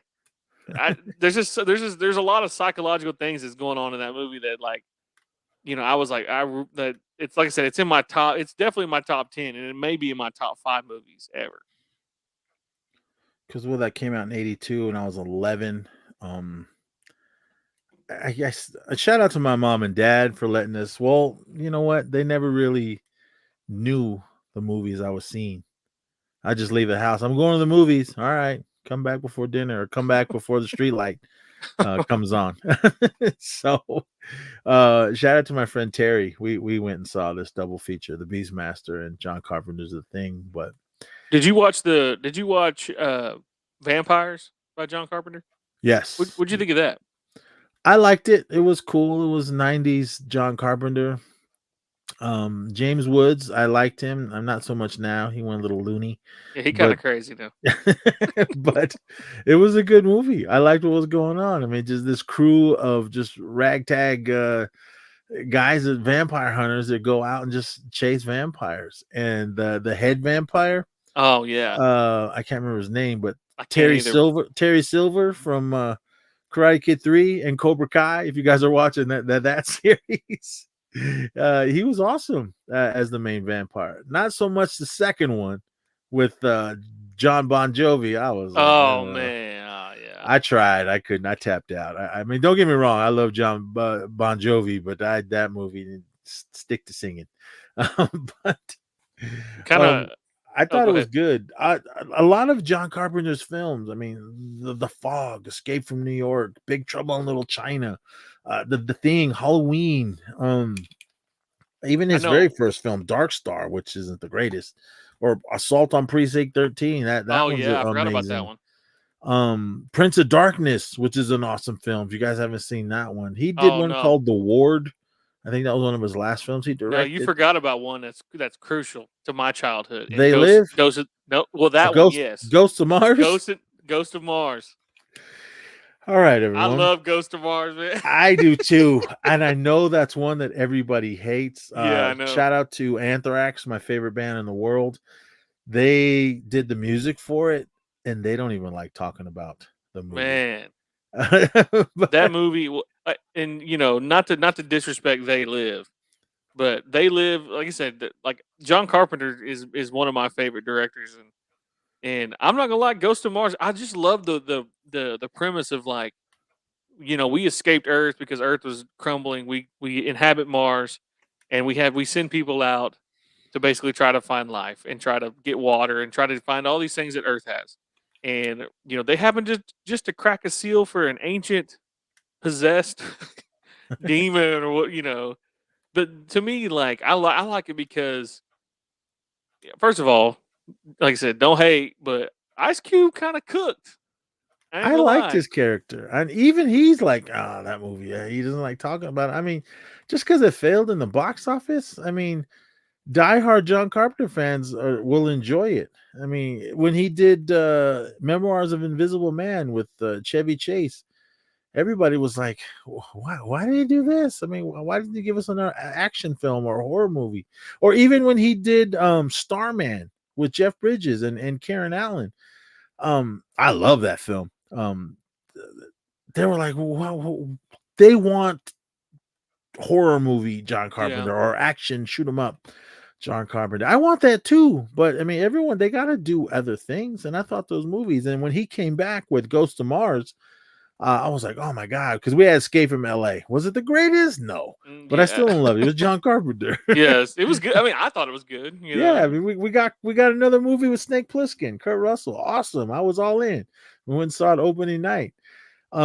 But then when that one came, Ghost of Mars came out, I didn't see it until it hit DVD because it was not playing in any of the theaters near me, so I was kind of bummed. But I rented it when it finally came out, and I sat home and watched it, and I was like, oh, I heard the soundtrack before I saw the movie. Yeah. Before I saw the movie, and then I was like, oh, because like I said, I love Anthrax, so I was all about it. But I was like, oh my god, I thought the movie rocked. I liked it. I don't know what everyone wanted. I mean, was it goofy? Of course. Was it cheesy? Of course. But I thought it was awesome. It was an awesome premise that this ancient spirits or whatever it was got demon, whatever these things are. Yeah, that was in the depths of Mars, and it always takes humans to come in and disturb it, and all hell breaks loose, and it possesses these people and makes them mutilate themselves and become killers and everything. And then these guys had to went in there to that little space station or whatever was there to check on what happened, and all hell breaks loose. And then you throw in Ice Cube on top of it. And shout out to Rodney A. Grant. He was even in there. Yeah, he was in there too. Wind in his hair he didn't have his hair anymore, but he was in there fighting these evil things. Dang, one of the craziest, one of the funniest. Well, it's not funny, but I mean, it's kind of comical, I guess, in the movie. One thing that never made sense is when those little, whatever the spirit demon thing was, when it entered the chick or whatever, the girl, the blonde head chick, and she like rejected it. And I was like, and then she basically said she saw the past civilization that was there before. Yeah, the lizard people or whatever. Yeah, whatever they were, and they entered them and whatever. And I think one of the coolest scenes though was at the very end when the head demon dude throws that, what is it, what in Australia, what are those called? When you throw and it comes back. Boomerang. He throws like one of these like spiked boomerangs and basically cuts the guy's neck or head off. Like right as they're leaving. They were throwing the circular saw blades. Yeah, that's what it was. Yeah, I couldn't throw those at everybody. Yeah, I couldn't think about what he was saying, but what he was throwing. But yeah, he threw that off and just cut the dude's head off. And I'm like, man, he was cooking the whole movie, and he's just gonna kill him off like that, like. But no, that was a good movie, man. The way it ended to like there could be more because they didn't stop what was going on. Mm-hmm.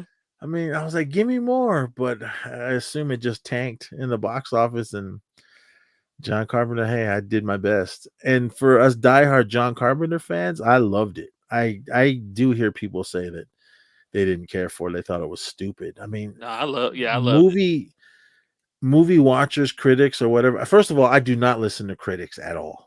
I go and enjoy. If I enjoy it, I enjoy it. If I hate it, I won't watch it again.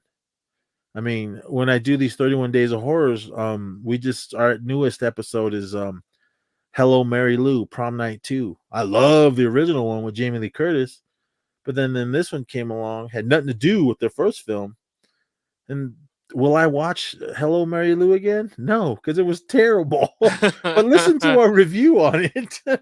I'll never watch it again. It was garbage. I mean, there's a lot of franchises. We're doing franchises this year.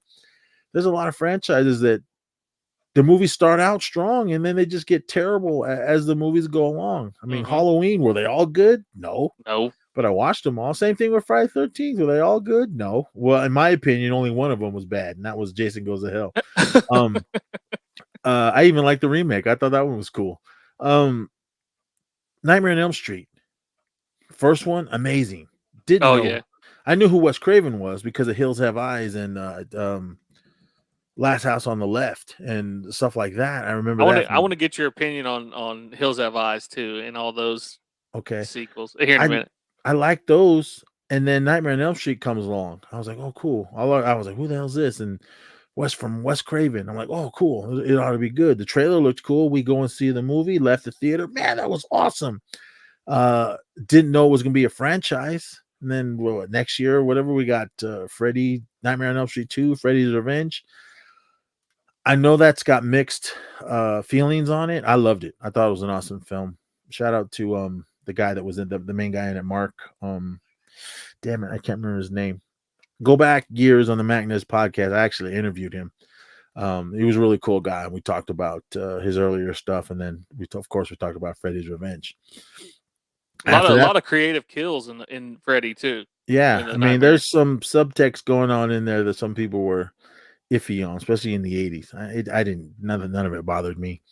But then, however, next year or whatever, we got Nightmare on Elm Street 3, Dream Warriors, which is my all-time favorite one. That's my favorite too. I love that film. I have it somewhere right here. I don't want to knock over all my crap, but for those of you VHS collectors, no, that's crazy. VHS I have this stream. I have this awesome thing. The reason I bought this one on VHS is for this sticker, the Dawkins sticker, because I love that song Dream Warriors. I cannot believe someone just held up. It's for you guys listening on the audio part for the podcast. Kevin just pulled out a VHS tape of Dream Warriors of Nightmare on Elm Street. That's my favorite. Don't get me wrong, I love the first two films, but Dream Warriors is my all-time favorite Nightmare film. I was like, in my opinion, that's when that franchise peaked, and then to me, kind of like went a slow dive. What'd you think of the remake? You know what? It wasn't bad. It wasn't. I liked that we got to see more of the backstory of Freddy Krueger or Fred Krueger. He didn't become Freddy into the second one. I like that. Jackie Earl Haley, I thought he did a good job. I thought he did too. Is he Robert Englund? No one could be Robert Englund. He is Freddy Krueger from here on out. But what Jackie Earl Haley did, it was a more serious type of film. It wasn't jokey. See, that's what to me ruined it. Yes, Dream Warriors started the jokey, slapsticky Fred Krueger. The one-liners. Yeah, and I loved it all in Dream Warriors. But then when you get to the fourth one, whatever that one's called, I don't remember what it was called, but I was like, it was okay. And then we got Dream Child, and then Freddy's Dead, and then Wes Craven's New Nightmare, which was okay. I was just like, all right, this is losing its steam. I don't really care anymore. But I saw them all. Out of all the movies that I own, I only own the first 3 Nightmare on Elm Street films and the remake. I just didn't really care for those other ones. Maybe if I have to watch them, I'll check them out. But I didn't care for them. It was just like nothing against any of the directors or the actors in the film, and of course Robert Englund. He'll go down my book as one of the greatest horror icons in history. I just did not care for those movies anymore. And I know some people, how could you watch Friday the 13th? That went downhill too. Yeah, it might have went downhill in your opinion, but for me, it was all the way up until we got the last Freddy's Dead, not Freddy's Dead. Nightmare. Jason Goes to Hell. Jason Goes to Hell. Then it went. It took a dive. But when Jason X came back, Jason X. Oh yeah, I was cooking with gas on that one. Yeah, the Jason Goes to Hell. The kills were awesome. Yes. And when Jason was in the film, cool. But he was only in the beginning and the end. And it was all these other body hopping slug demon thing. I was like, what the is going on in this movie? But so what'd you think of Freddy versus Jason to bring them together? I was like, okay, because at the end of Jason Goes to Hell, we see Freddy's hand come out and pulls Jason's hockey mask down underground. That idea of Freddy versus Jason, since New Line took over, was gonna come. We didn't get it until much years later. But when I finally saw that it came out, they did the whole big Las Vegas face-off thing, like how they do for fights or whatever. Yep. Having Robert Englund dress up as Freddy, having I cannot remember the guy's name that played Jason. Was it Kane? Not Kane Hodder. No, Kane Hodder. It was oh god damn it. I met the guy too. Ken Kersinger. He was Jason Voorhees in Freddy vs. Jason. Damn, that was 2003 when that came out. Yeah, that's peak. That's peak. That's peak. What do they call it? Early 2000s horror, man. That was peak. When that came out, I was like, all right, cool. I saw the trailer. I'm like, all right, Robert Englund's back. But we all us Freddy fans or Jason fans are like, where's Kane Hodder? He wanted to do it, but I don't know. I guess New Line wanted to go a different direction. They wanted a tall Jason because Ken Kersinger, I met him. He's tall. So I was like, okay. Even the guy that played Derek Mears, that played him in the remake, he's hella tall. I met Kane Hodder as well. He's a little taller. I'm 5'9". He's a little taller than me.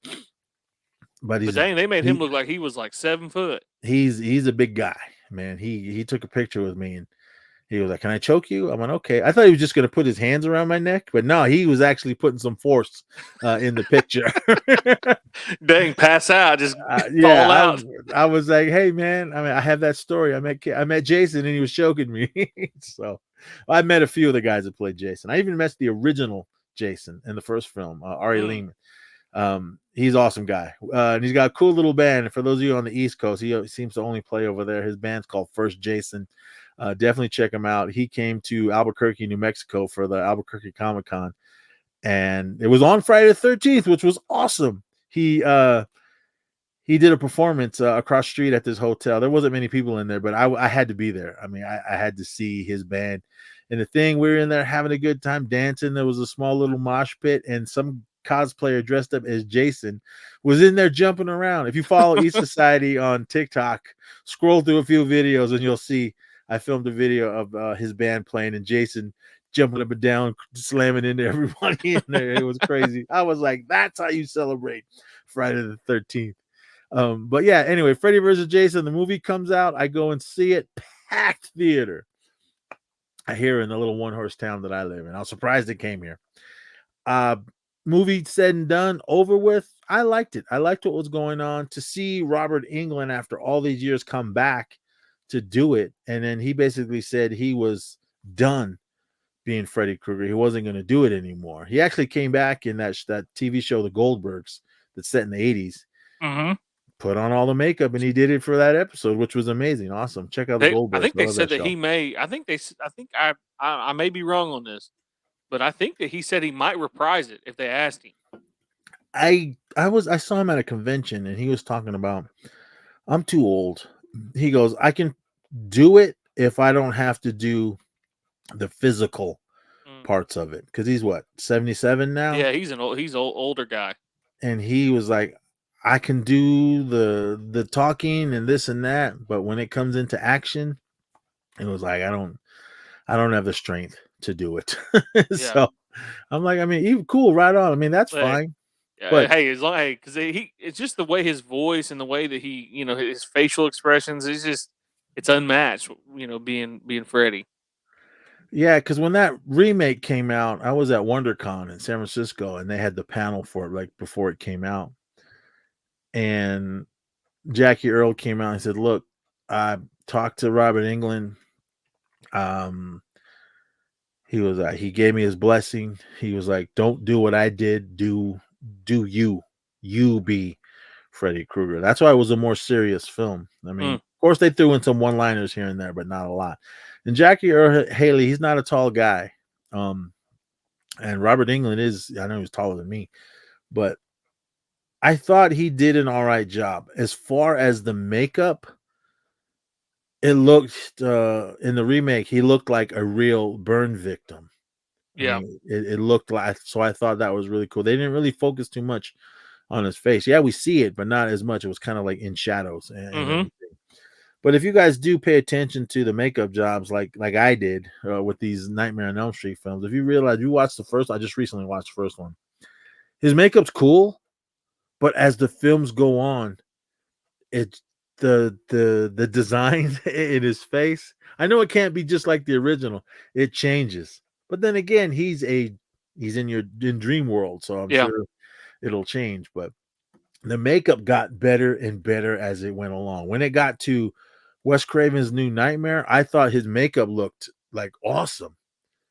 but I just did not care for that film. It was cool Wes Craven came back to do it, and Heather Langenkamp come back, and what's her son, that kid Gage from Pet Cemetery, I think Migo Hughes, for them to come in to do, and even Wes Craven had a cameo in the film. Even Robert Englund was in it as, of course, as Freddy, but as himself.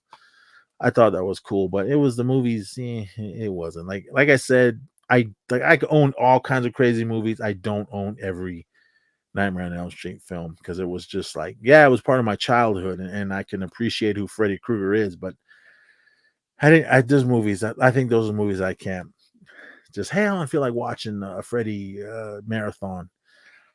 I can watch the first 3 any day of the week and be amazed every time, but I just did not care for any of that. Let me ask you this, since you mentioned Pet Cemetery. So like I said, I'm very big John Carpenter. I do enjoy, now Stephen King personally is kind of a weirdo. He's a kind of weird guy, but I enjoy, his movies, It, Cujo, to name a few off the top of my head. Do you have a favorite Stephen King adaptation movie? I see in the comments, someone's bringing up The Shining. Out of the Stephen King stories that were made into movies, I know some of these movies were remade. Like The Shining. I mean, Stanley Kubrick's film came out in 80.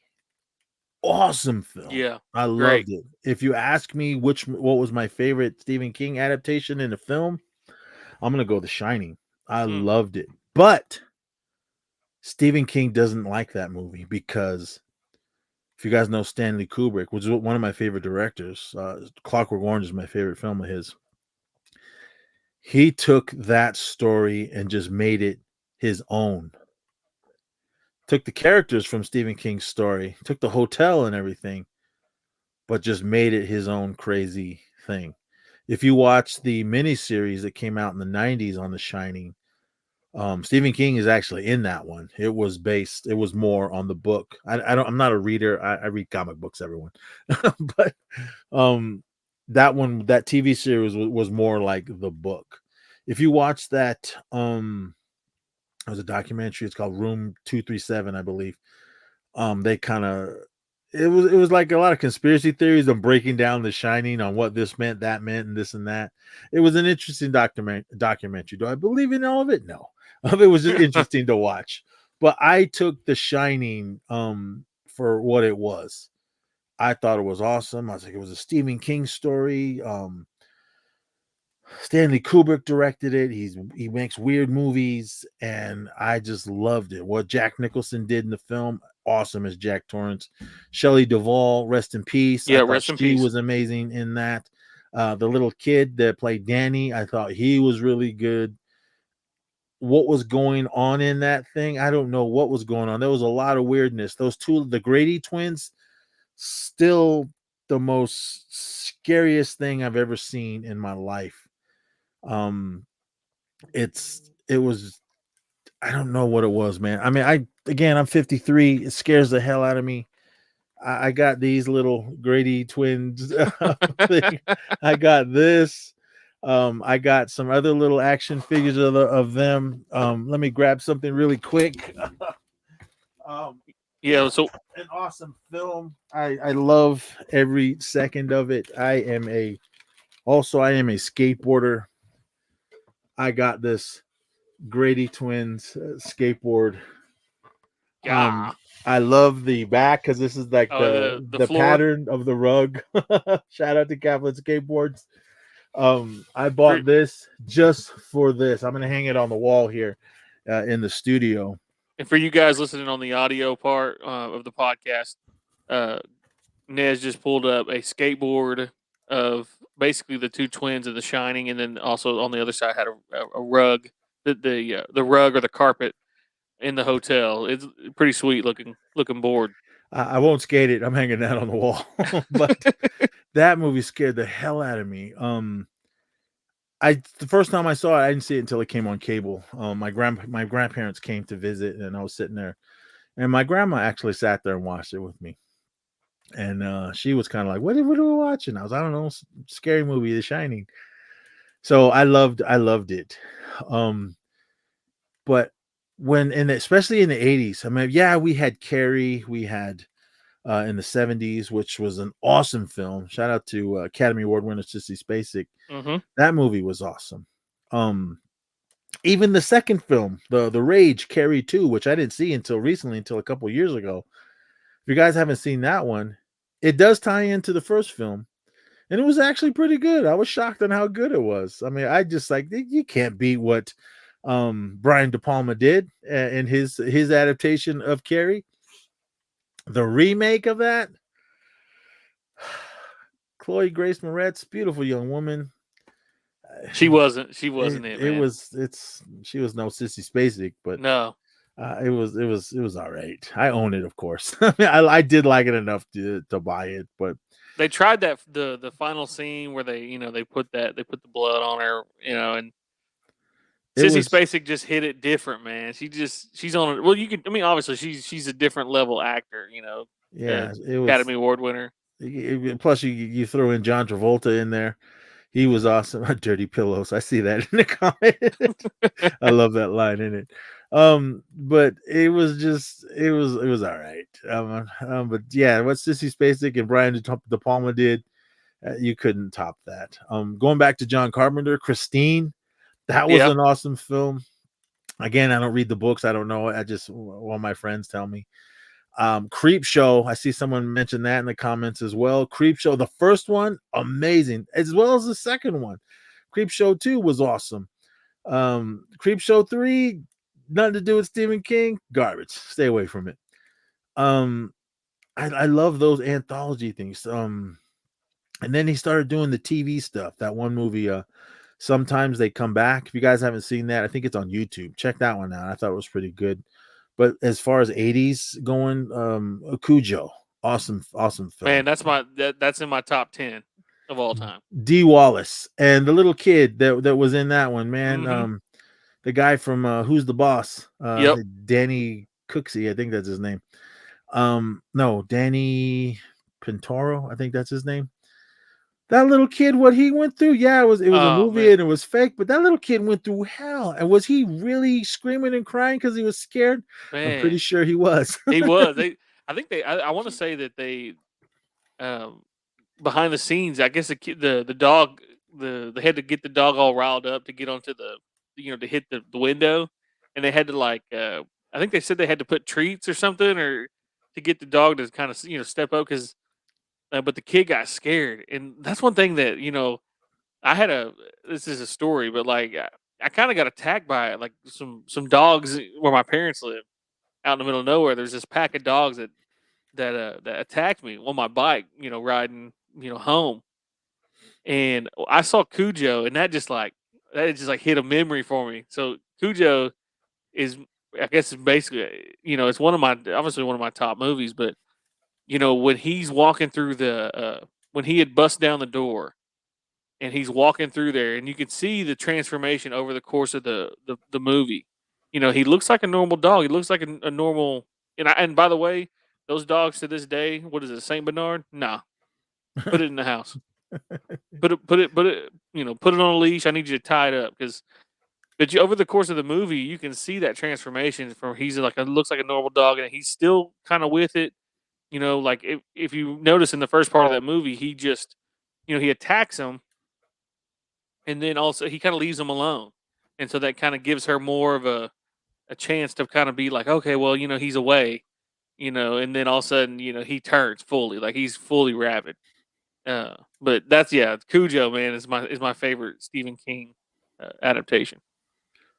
In the 80s, man, they were coming out like just left and right. I mean, once. Can't forget about It, man. That's another classic. I think it was in the 90s, but even still, that one, when it came on TV, I was like, oh, cool, It. I kind of knew the story just because of my friend that reads, and I was like, all right. And then we watched it as it aired, and I was like, oh, cool. The first half, awesome with the Yeah. kids. Amazing. The second half, I was kind of like, eh. But then when the remake came out, I was like, oh hell yeah, it's gonna be a little more gruesome because it's rated R. Chapter 1, awesome with the kids. The second part that came out a year or two later, whenever went to the theater and saw it, and I was like, eh. And I was like, next. I was hoping that it would have been better than the TV one. And I mean, all the actors in it in the original one, cool. I mean, shout out to John Ritter, rest in peace. Yeah, he was awesome in it. And then even the actors in the movie one when they were older, I thought it was good, but it just, I don't know what it was. It just didn't hit me. To this day, the storm drain scene in both movies, in both the 90s adaptation and the remake. I'll say this though, to me, the scarier one is obviously the remake because Bill Skarsgård does something with his eye when he's like Georgie, and he's like got his eye, and he like his mouth is opening, and then his eye moves.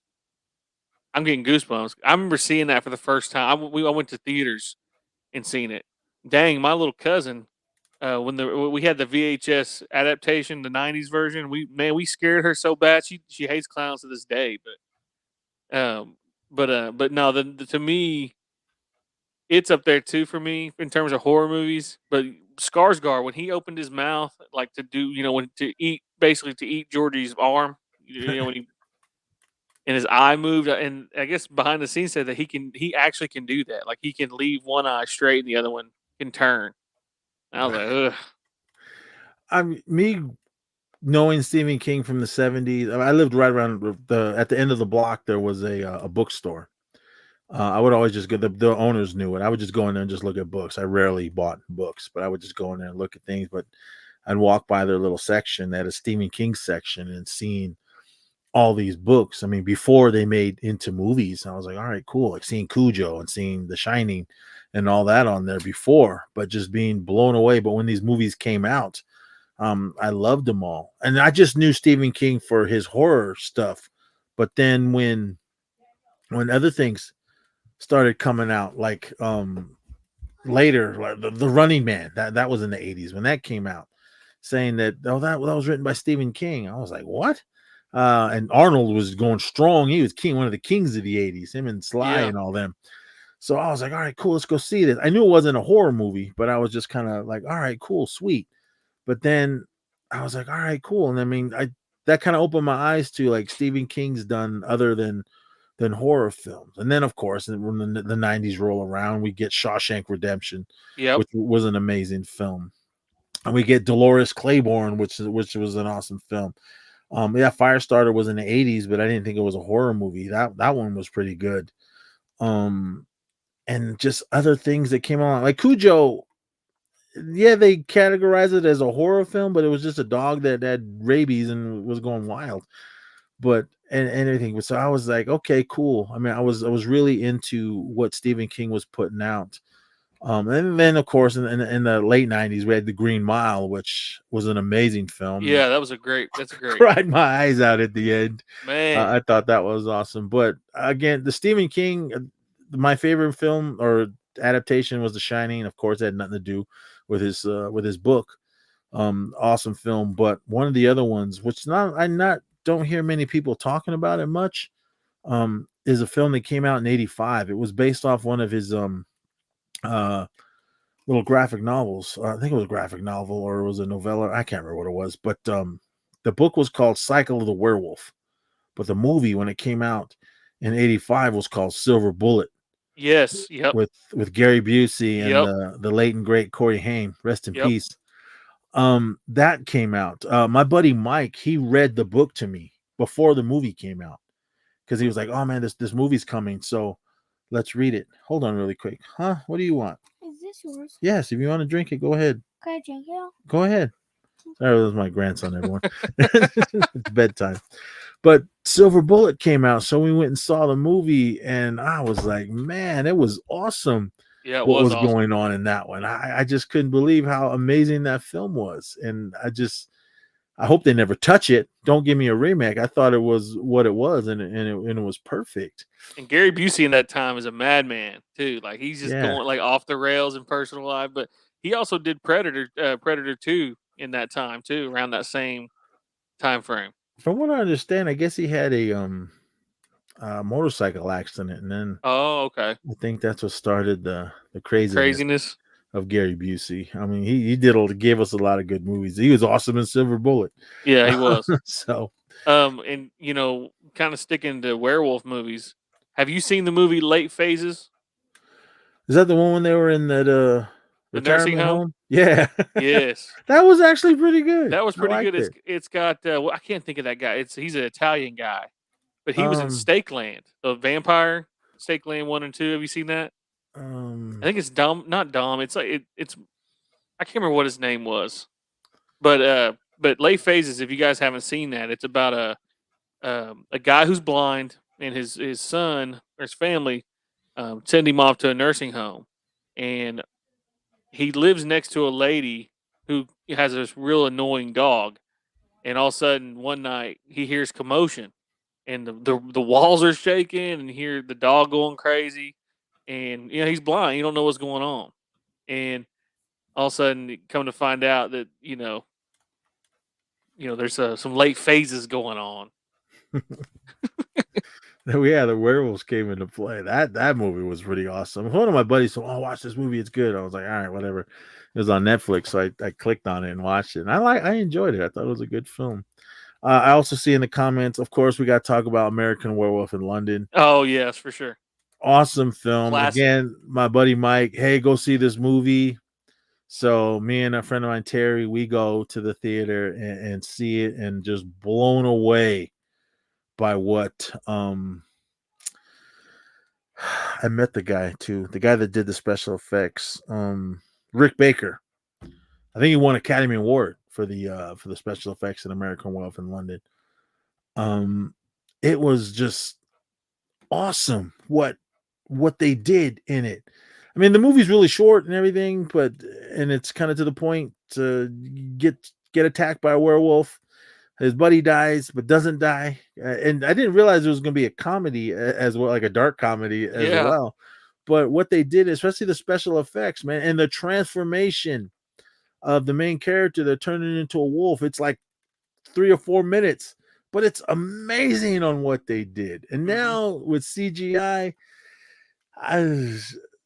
some are good, some are bad. If you want a bad CGI, American Werewolf in Paris. That's horrific.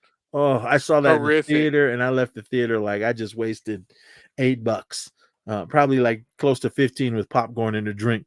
But I was just like, oh my God, this movie was terrible. And man, the fact that they were basically having these crazy raids, these raves or whatever they're called, and they lock people in, and they just turn and they eat people, and that's like the premise of the movie, basically. I was just like, this movie is garbage. But American Werewolf in London, that just blew me away with what was going on. I know the director, he went through some stuff with that Twilight Zone movie. Oh yeah. Oh, that was what's that guy's name? I can't think of it off the top of my head. He did comedies. What's his name? John Landis. Landis, that's right. He did like Animal House and stuff like that. But when he came back with this one, and the Twilight Zone wasn't bad either, though. That's a good movie, but it's a sad story on what happened to Have you seen the movie Wolfen? Yes. Man, that's a classic too. My dad put me onto that. I saw that too. I saw it when it came out. I don't remember the last time I seen it, but I think after like American Werewolf in London, and I also see The Howling. Someone in the comments, The Howling, awesome film. I love that movie. I don't know if I think Wolfen, did it come out after The Howling? I don't remember. Yeah, I did. It was in the late 80s. That one as well. The Howling. That movie was awesome. And the transformations in that. Yep. I haven't seen The Howling in forever. Yeah, it's making me want to watch it. That came out 81, and that was directed by Joe Dante, the guy that gave us Gremlins.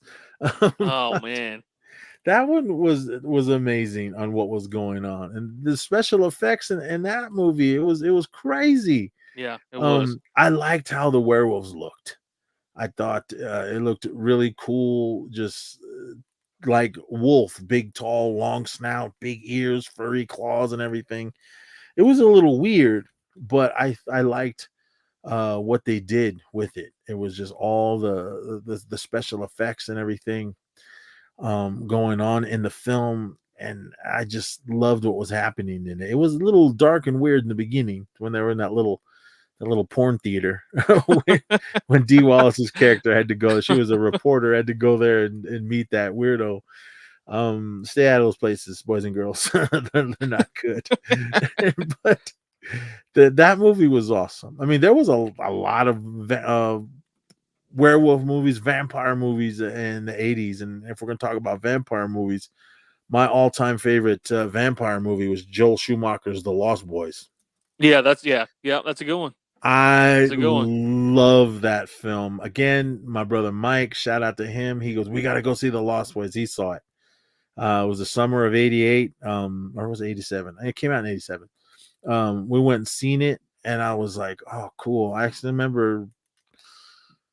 Oh, we saw it when he's seen The Lost Boys, so he took me to see it. We went and seen it, and then when the movie in the next theater over was Dolph Lundgren's Masters of the Universe. I know a lot of people don't like that movie, but I love it. Actually, he stuck around to watch Lost Boys for a second time. But this was in the days, boys and girls, where they didn't clear out the theaters. You could sit there and watch that movie over and over and over, and they could care less. I went and jumped in the next theater and watched Masters of the Universe while he was watching Lost Boys again. But Lost Boys, I loved all the Hammer Draculas. Christopher Lee is probably one of my favorite ones that played Count Dracula. But when the Lost Boys came out, this is when it made vampires awesome. Good-looking guys, snazzy, dressed up. Again, Corey Feldman, shout out to him, and the late great Corey Haim. Kiefer Sutherland, Jack Bauer's in it. Kiefer Sutherland, Jason Patrick, Alex Winter. Yep. What's his nuts? Brooke McCarter, rest in peace. He played Paul. He passed away. Billy Worth, for those of you that know him, if you guys remember that movie, War Party, he was awesome in that. I actually met Billy Worth 2 years ago at the Skins Fest in Hollywood.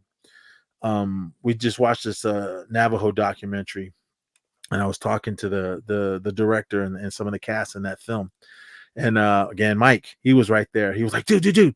I was talking to these people. I was like, wait a minute. And then he like pointed to this guy next to him. I looked over at him, and then I looked away, but then I looked back, and it was Billy Worth from the Lost Boys. Dwayne, he was much older.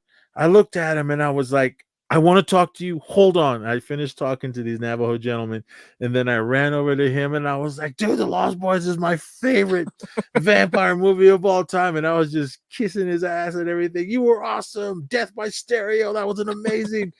I was like, oh, man, we just threw. And he was just like taking it all in, like, right on, guys. Thank you so much. And I was like, oh, my God.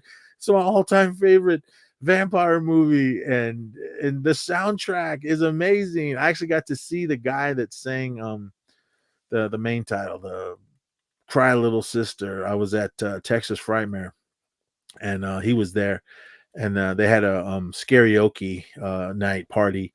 But before all that happened, he came up and performed a couple songs, couple covers, and then he ended it with Cry Little Sister. And that place erupted when it got to the chorus, when thou shalt not fall, and all that. We were all singing and dancing and everything. That was amazing to see. And the next day I got to talk to him, and he was really cool. But The Lost Boys, that film, it sucked. It was playing in the theater last night in Reno. I was working. I couldn't. It was playing like at 5, and I wasn't getting off until 8. So I was bummed that I have not seen that movie on the big screen in a long time. I just could not wait to see it again. I mean, of course, I got it on VHS, DVD, and Blu-ray, and 4K, and any other print of it. I am looking for. If it came out in Laserdisc, I am looking for it. I'm a collector. That's how much I love it so much. What do you think about the one? So they had sequels, but what do you think about I don't know if it's a remake, but basically, Corey Feldman's an older guy in the remake that I'm talking about. The Lost Boys. I can't think of the name of the first one. The second one was the Tribe. Yes, The Tribe. That came out in 2008. Yeah, what do you think of that one? I thought it was pretty good. Corey Feldman came back. Kiefer Sutherland's brother, Angus Sutherland, he was the head vampire in that, or one of the vampires in it. Also Corey Haim, I think that was the last thing he filmed. I think was the last thing he filmed. He did a cameo at the end. He was supposed to be in the next one after that. I was at San Diego Comic-Con, and I saw that there was a premiere for it. I mainly wanted to go because Corey Feldman was there, and he was all in character. He was Edgar Frog, him and his brother Alan Frog. He's in it. No, he was in the cut scenes in it. They cut his scene out. But the movie, it was cool to see it with a crowd that loved Lost Boys. They were giving out headband. I don't have it around here. I had it somewhere, but they were getting those red headbands that they were wearing. That Corey Feldman wore. They were giving those out, so everybody that was watching it had the red headbands. And of course, I had mine on. I was having fun. So, but the movie was over. I was like, yeah, it was all right. They were actually selling the DVD down on the exhibit floor the next day because I went over to the booth and I bought it. And they go, "What'd you think?" I said, "I liked it. It was cool. That's why I'm buying it." Then when that other one came out, I don't know what that one was called. Lost Boys, The Thirst. Yeah. It was. Yeah, I don't know about that one. It was. Yeah. I also Comic-Con again. They did another premiere for it there, and I was like, "Well, I saw the last one at Comic-Con. I might as well go see this one." And it was what it was. Did they need to make? They didn't even need to make the second one. Did they need to make this third one? No, but Warner Brothers trying to keep this franchise going. They could have stopped with the original one. I hear they want to make a remake. I leave it alone. You messed it up with the sequel, so just leave it alone. I mean, I love Corey Feldman. Is he a weirdo? Of course he is. Cool when I met him. The couple times I met him, I thought he was an awesome guy. But we don't need any more Lost Boys. Just Warner Brothers, if you guys are listening or watching, leave it alone. But when it comes to vampire movies, for me, someone mentioned in the chat Fright Night with, and I don't. I'm wondering if he's talking about the one with Colin Farrell. That one was actually pretty awesome. I was against it when I heard that they're remaking Fright Night, and I was like, because I didn't really care for the. How many did they make? I think they I know they remade it, but the one that I've seen was the remake, the one with Colin Farrell, and then what is that kid's name? He died in a car accident. I can't remember his name. They said Fright Night kind of has some cursed things to it too. That's always a thing floating around that I'm seeing. I cannot remember. Someone also said in the chat, Untrimmed Savage says, has anyone seen Dog Soldiers? That's my favorite werewolf movie. Dog Soldiers. Have you seen Dog Soldiers? That movie's awesome. Man, that's wicked. Anton Yelchin, he's the one that that passed. Oh, I forgot McLovin. Christopher he's in there. he gets turned in it, I think. He plays Evil in that one. If you guys remember Evil, his character in the original one, he was awesome in that one. But Friday Night, when I heard it was, I was like, really? They're remaking this? But then again, they were remaking everything. Everything. If you guys have not seen if you've seen the original and hadn't seen the remake, if you have everyone's got Tubi. If you don't mind the ads, it's on there. But I thought this was actually pretty good. Colin Farrell, he's hit and miss with me. Yeah, he's hit and miss with me too. I haven't watched The Penguin yet. I know that's streaming now on Max. I'm waiting for that series to be over with before I don't like watching week to week. Man, they say series. That there might be a Harley Quinn something going on there. I haven't seen it yet. I don't know. That's what they're saying. I didn't like that movie, that Birds of Prey or whatever. It was, man, they should have left it alone. But Fright Night, the original, amazing, awesome film. But the remake that came out in 2011, I left the theater like, wow, that was awesome. Dang, I thought Colin Farrell did a good job as Jerry Danridge. Yep. Anton Yelchin, I thought he did a good Charlie. Of course, McLovin. He's only McLovin in my eyes. Everyone, he was cool. The guy that played Peter Vincent, he's no Roddy McDowell, but he was all right. What's his name? The guy that played the vampire, Jerry Daniels in the original. Chris Sheridan, I think that's Sheridan or whatever his name is. He made a cameo in it, so I thought that was really cool. But it was cool. They did other Fright Night movies. I think they did. I know they did a part 2 to the remake, which I didn't see, which came out in 2013. It's called Fright Night 2: New Blood. I'm good. I don't think I can watch that one, but Fright Night 2 that came out in '88, that one was actually all right because it did continue from the first film. But those films were awesome. The Fright Night ones, I mean, the original and the remake, I thought they were hella good. Did you see? Oh, I'm sorry. I was gonna say, in terms of vampires, I know this is not really horror, but man, all 3 Blades for me. Love the original. Them all 3. Love the original.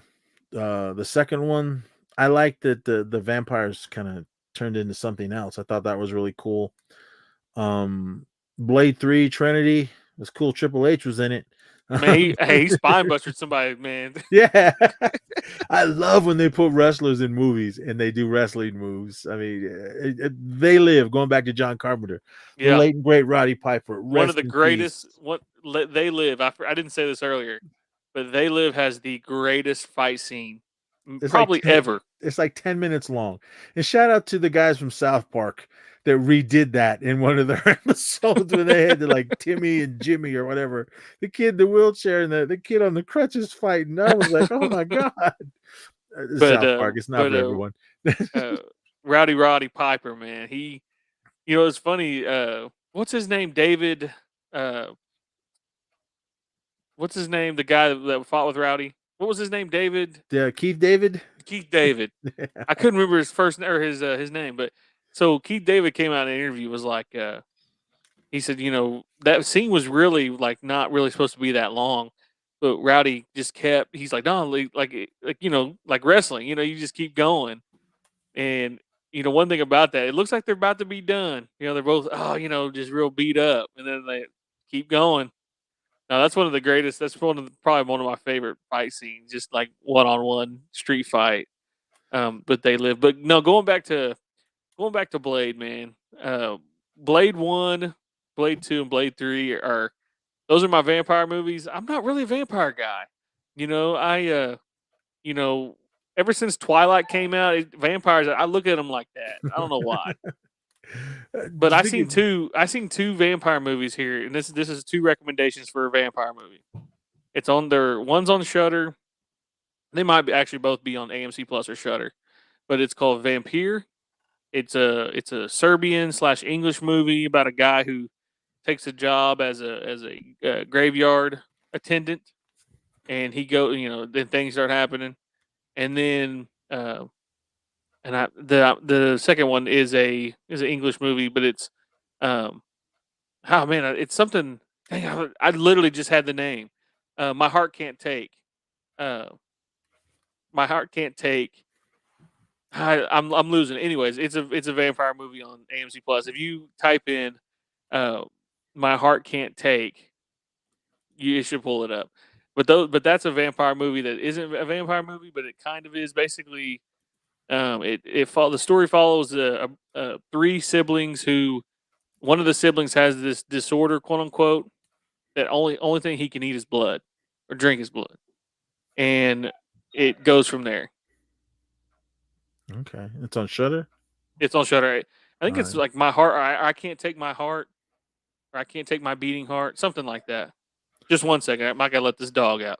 All right. Well, bringing it back to, for those of you that were talking about Nicolas Cage, if you guys have not seen Rainfield, check that one out. That movie was awesome. That was hella good. It was a horror comedy action movie, and it was just, I wasn't expecting much because when I saw the pictures of Nicolas Cage being a vampire, I was like, come on, Nick, what are you doing? But I went to go see that film, and I was blown away on how awesome it was. It was hella good. Looking at the comments, I'm sorry. I see somebody, I can't read. Was that Untrimmed Savage? How about zombie movies? We kind of touched on a little bit 28 days later. I love the movie, but in my opinion, they weren't zombies. They were just infected with rage, and all hell broke loose in the film. I love the movie. I even loved the second one, 28 was it 28 weeks later or whatever. Yep. And I guess we're getting 28 months or years or whatever later. 28 years. The new one coming. And it's gonna be a trilogy too. All the Romero zombie movies were awesome. Not so much the last one, Survival of the Dead. Shaun of the Dead, awesome movie, hella funny. Train to Busan. Oh my God, I wasn't expecting to cry in a zombie movie, and that ending, man, it's brutal. Oh my God, that was sad. Oh, but it was a good movie. World War Z is up there for me. I Am Legend is up there for me. Were those zombies? They might have been vampires, honestly. In the books, they're vampires. Even World War Z, I mean, in the books it was zombies, but they were more of just infected people in World War. It was a good movie. I liked it. I mean, Brad Pitt. I mean, you can't go wrong with him. Yeah, Brad Pitt. Zombieland. I liked the first one. I didn't care for the second one. I don't like Jesse Eisenberg. To me, he's just the same character in every movie he's in. He's just got this one. The only movie of acting. Only movie I've ever seen him be in that was different is Virium. Have you seen that? Yes. He was good in that. That movie was weird. If you guys haven't seen that, check that. I saw it on Prime. That movie was weird. And again, I don't like him, but that was a good movie. Yeah, he was different in that one. Like he actually felt like he was acting. Yeah, that one. Oh my God! Speaking of Jesse Eisenberg, have you seen Sasquatch Sunset? No. Is it any good? It's on Showtime, man. Literally, the first 10 minutes is like you get like 3 Sasquatch sex scenes in that movie. Do we in the first 10 minutes? In the first 10 minutes. Do we need it? No, but will I watch it? Of course. It's on Showtime. I mean, that's like going back to Howling in that sex scene, and then they turned into werewolves. The little Ned's watching this on the movie screen, go, "What the hell happened?" But Zack Snyder's Dawn of the Dead. Oh man, that's if you guys were here earlier. Dawn of the Dead was my all-time favorite zombie film. And when I heard they were making this one come out, 2004. I was supposed to say 2004. I heard this, like, they're remaking Dawn of the Dead. In my mind, I'm like, why? Well, they remade the original Night of the Living Dead, Tom Savini's, which was pretty good. I liked it. It was basically George Romero was one of the producers. It was basically his movie, but they changed the ending completely. And I love that Tony Todd was Ben in that one, Candyman, for those of you that don't know who he is. But Zack Snyder's Dawn of the Dead comes out. I go to the theater and ready to hate this movie, ready to tear it apart, going, there's no way they can make it better than the original, than George A. Romero's. Rest in peace. I sit down, I watch the movie, and I was like, whoa. The first few minutes of just how action-packed it was, and how once the outbreak begins, I liked that there was no explanation. We don't know why it happened. It just happened. And of course, zombies, they were eating people, and then they go into the mall and all that, and then all hell breaks loose, and them trying to get in and all that. But just what he did in the movie, I just thought it was awesome. I loved it. I was like, man, I left the theater like, wow, that was hella good. Man, that's one of my biggest fears is like when, like I'm asleep and all of a sudden I hear something banging and I'm like, look up and it's this freaking zombie coming through the door. Like, that's wicked, man. Like, she woke up and she was like, oh, honey, trying to reach over and look. So she looked over like, what's going on? All of a sudden her husband comes through that door and he's all crazy. There is a movie, I believe it's called The Horde. I saw it. Is it on Netflix? It was. I don't know if it is it's anymore. French, isn't it? French? I think so. Yeah, French. La Horde. Like it's like, yeah. It came out in 2009. It kind of reminded me of that movie, The Raid. It takes place in a building, and then all hell breaks loose with the living dead, and they're trying to fight their way out of it. If you guys have not seen that film, check it out. It's awesome. Again, it came out 2009. It says a team of police officers hunting a violent gang in Paris discover an apartment blocked, overrun by zombies. Mm-hmm. A friend of mine told me to watch it. It was kind of like an action horror film, but man, that movie was awesome. Definitely check that one out. It was one of those ones I never even heard of, and it just blew me away. But back to Dawn of the Dead, seeing the movie, I was blown away. I actually met Zack Snyder at Comic-Con. He was coming out of a late night panel he did for The Watchmen. The movie was all right. He was walking outside, and I saw him, and he was like, "Hey guys, how you doing?" And I just had to tell him. I said, "Look, man, I love everything you've done, 300, Watchmen, and stuff like that." I said, "But Dawn of the Dead is my favorite movie that you made." And he was like, "Oh man, right on. I'm glad you enjoyed it." I was like, "You did George Romero justice. It was amazing." And I did tell him, I said, "Look, man, I was ready to hate it because Dawn of the Dead is my favorite movie." He was, "Hey man, I'm glad you loved it." I said, "Dude, it's awesome. If you can make more zombie movies, go for it." He did do that one. He did Army of the Dead. Army of the Dead, which it was okay. Yeah, it was all right. I didn't see the sequel, the Army of Thieves. I think it's a trilogy. I didn't. It's a prequel to. It's like the prequel.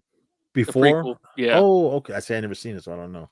It's okay. Yeah, they're both pretty decent. One thing about Army of the Dead that I did like was the fact that, essentially the zombies get smart, and I think even in Dawn of the Dead, or no, it might have been Land of the Dead. Didn't one of them get smart? I can't remember which movie it was. That one kind of had a little bit of intelligence. I can't remember if it was. It was the black zombie, Big Daddy. Yeah, it was Land of the Dead, wasn't it? Yeah, he kind of got smart and was running around with a machine gun. Yeah, I know he was lighting people up too. Well, what's his name? He was smart. Bub in the third one, the Day of the Dead. Yeah, that's what. Yeah, that doctor was doing like juicing him up or whatever. No, he was just. He was trying to train them. He said their brain functions are dead, but there's still something in there to where they can learn. Because his idea was trying to teach them to not want to eat them. Oh, but yeah, that's right. That's right. The way he was doing it was like he was rewarding them, but he was basically giving Bub dead body parts from the soldiers that were dying. Wasn't it? What I know that they did a Day of the Dead Bloodlines. Have you seen that movie? That was horrific. Terrible. They did other. They did was it Day of the Dead? Then they did Day of the Dead Reckoning, and then they did the remake of Day of the Dead, which was garbage. But that last Day of the Dead one they did that. I don't know what they were trying to do with that one. That was when the main zombie guy was like a parkour stealth zombie or something. I was like, what's happening here? Man, I ain't gonna lie though, man. Those Korean zombies, the way that they got those things moving. Oh man, they're relentless. A great show, and I wish they would finish it, but I think they canceled it. Was Kingdom on Netflix? Oh, that's a great show.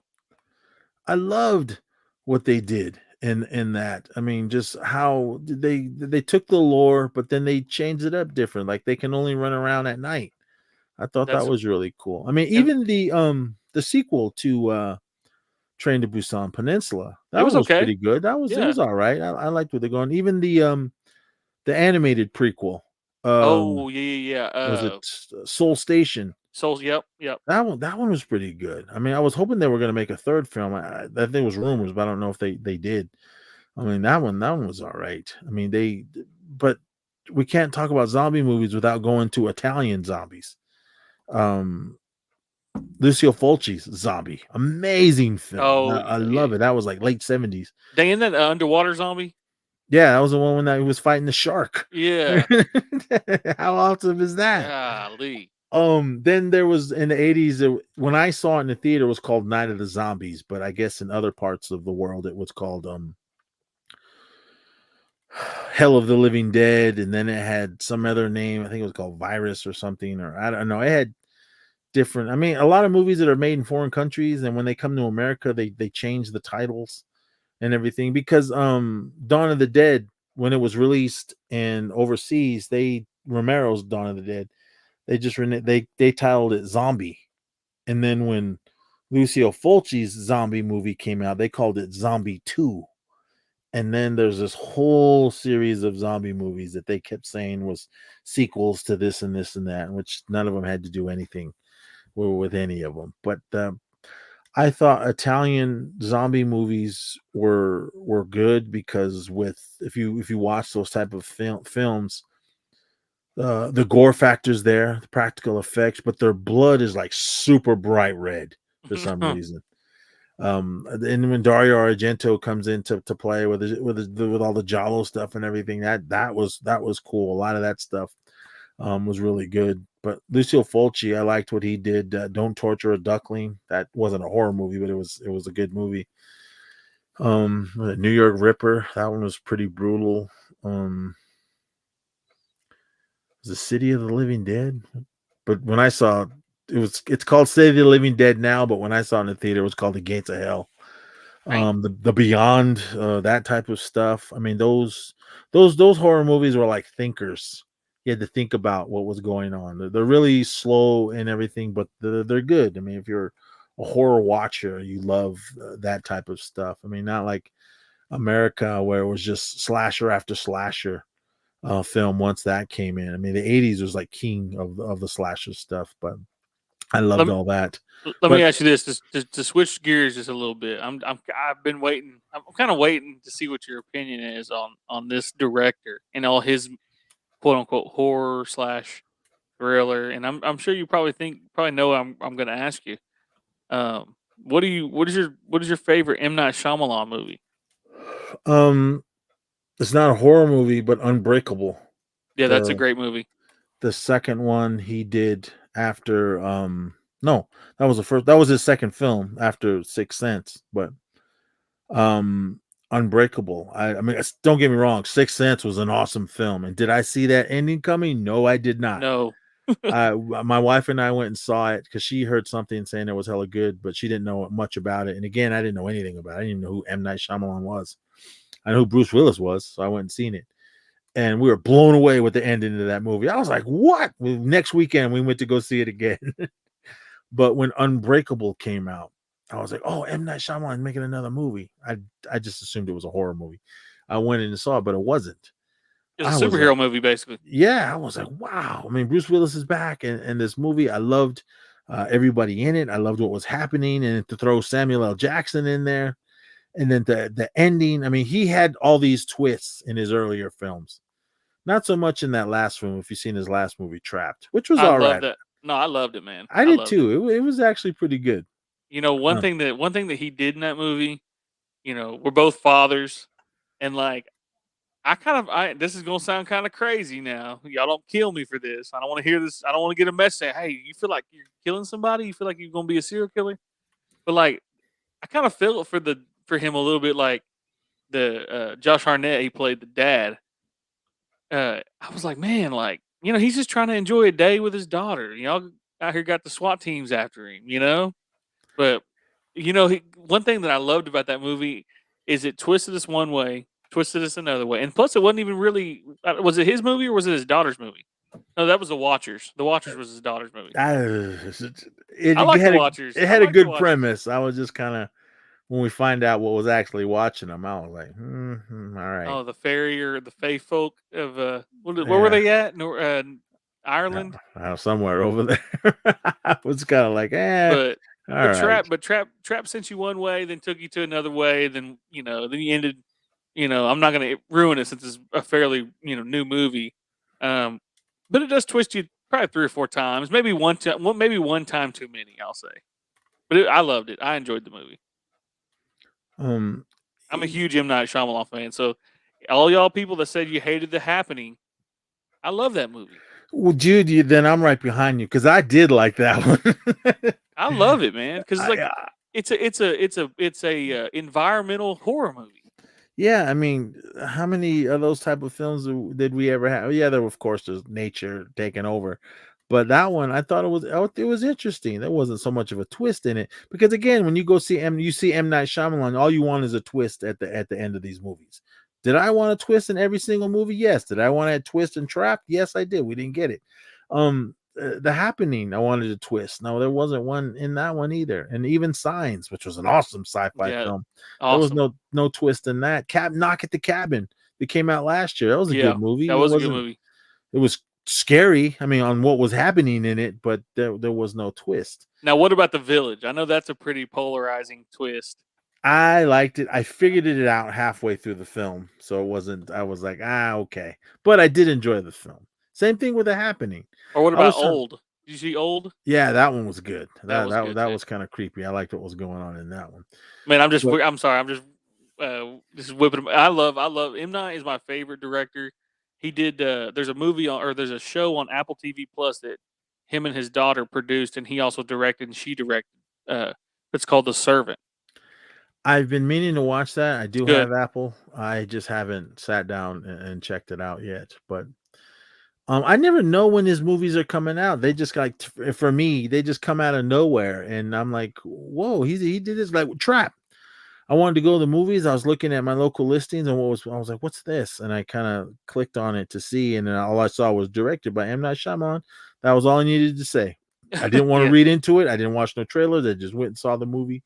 I didn't even know Josh Hartnett was in it until it came on. I was like, oh, cool. I like him. Man, he was good in that too. He just, I mean, I'll tell you my favorite. It just came to mind. My favorite vampire movie is 30 Days of Night. That movie is awesome. Man, that's an awesome movie. I just picked up the graphic novel. I have not read it yet. And I loved every minute of that movie. That was one of those movies. Comic-Con, San Diego Comic-Con. I was in the panel. What they showed us on the screen, I was like, man, this looks awesome. And when it came out, I went and saw it, and I was all in on that. Now 30 Days of Night, the sequel.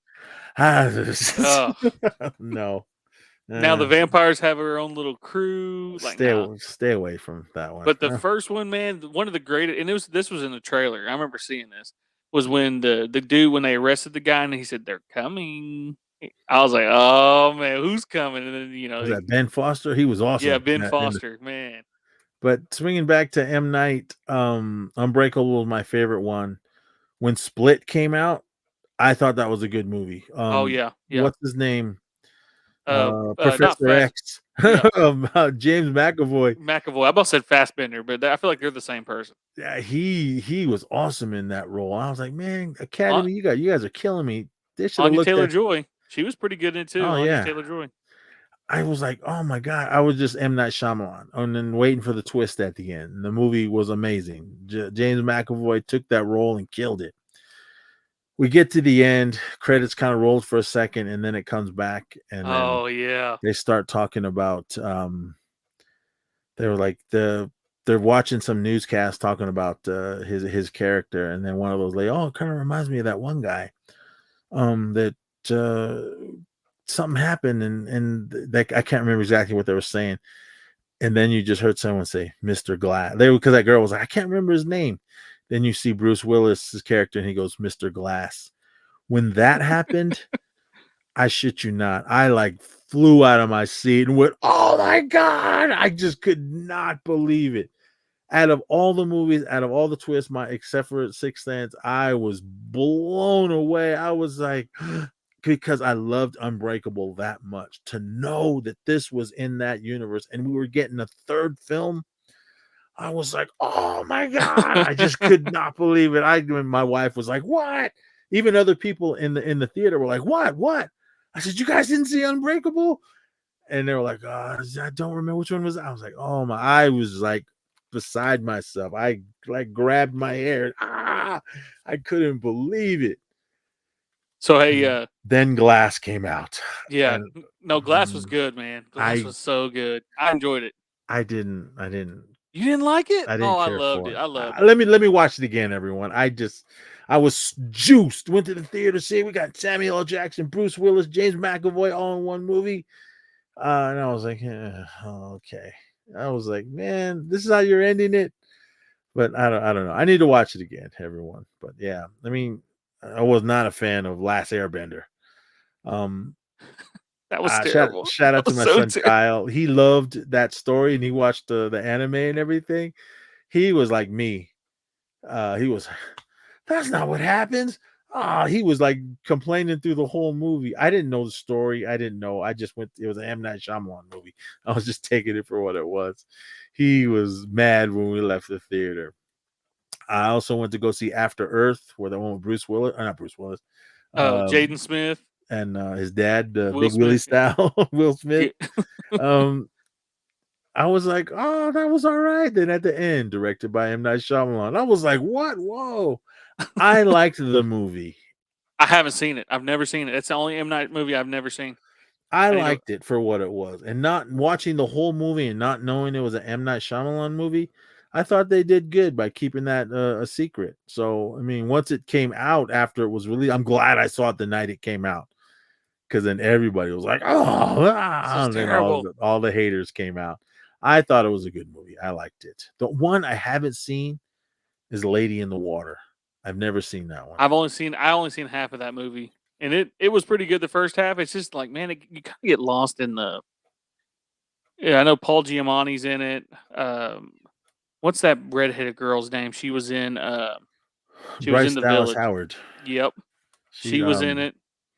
Ron Howard's daughter. I like her. So, Yeah. But I'll eventually see it. I just haven't seen it yet. Well, hey man, we're hitting 2 hours and 45 minutes. My phone is literally is about to die. I don't want to. Yeah, I don't want to cut us off, but we may have to come back for a part 2 next week, man. What do you?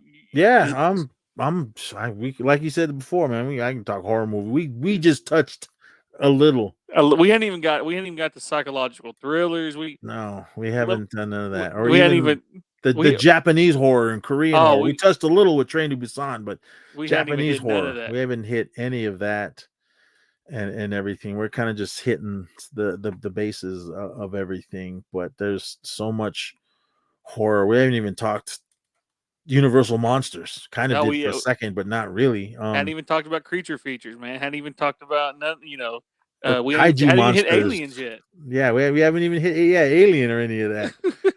Yeah, dude, I'm free whenever. If you want to come back again next week, same time, same bat time, same bat channel. Hey man, let's do it. I'm doing it. I'm everyone. Everyone that commented, I know we touched on some of it. Right on. Everyone that stuck around to watch this live feed, and everybody that commented, you guys rule. Thank you so much.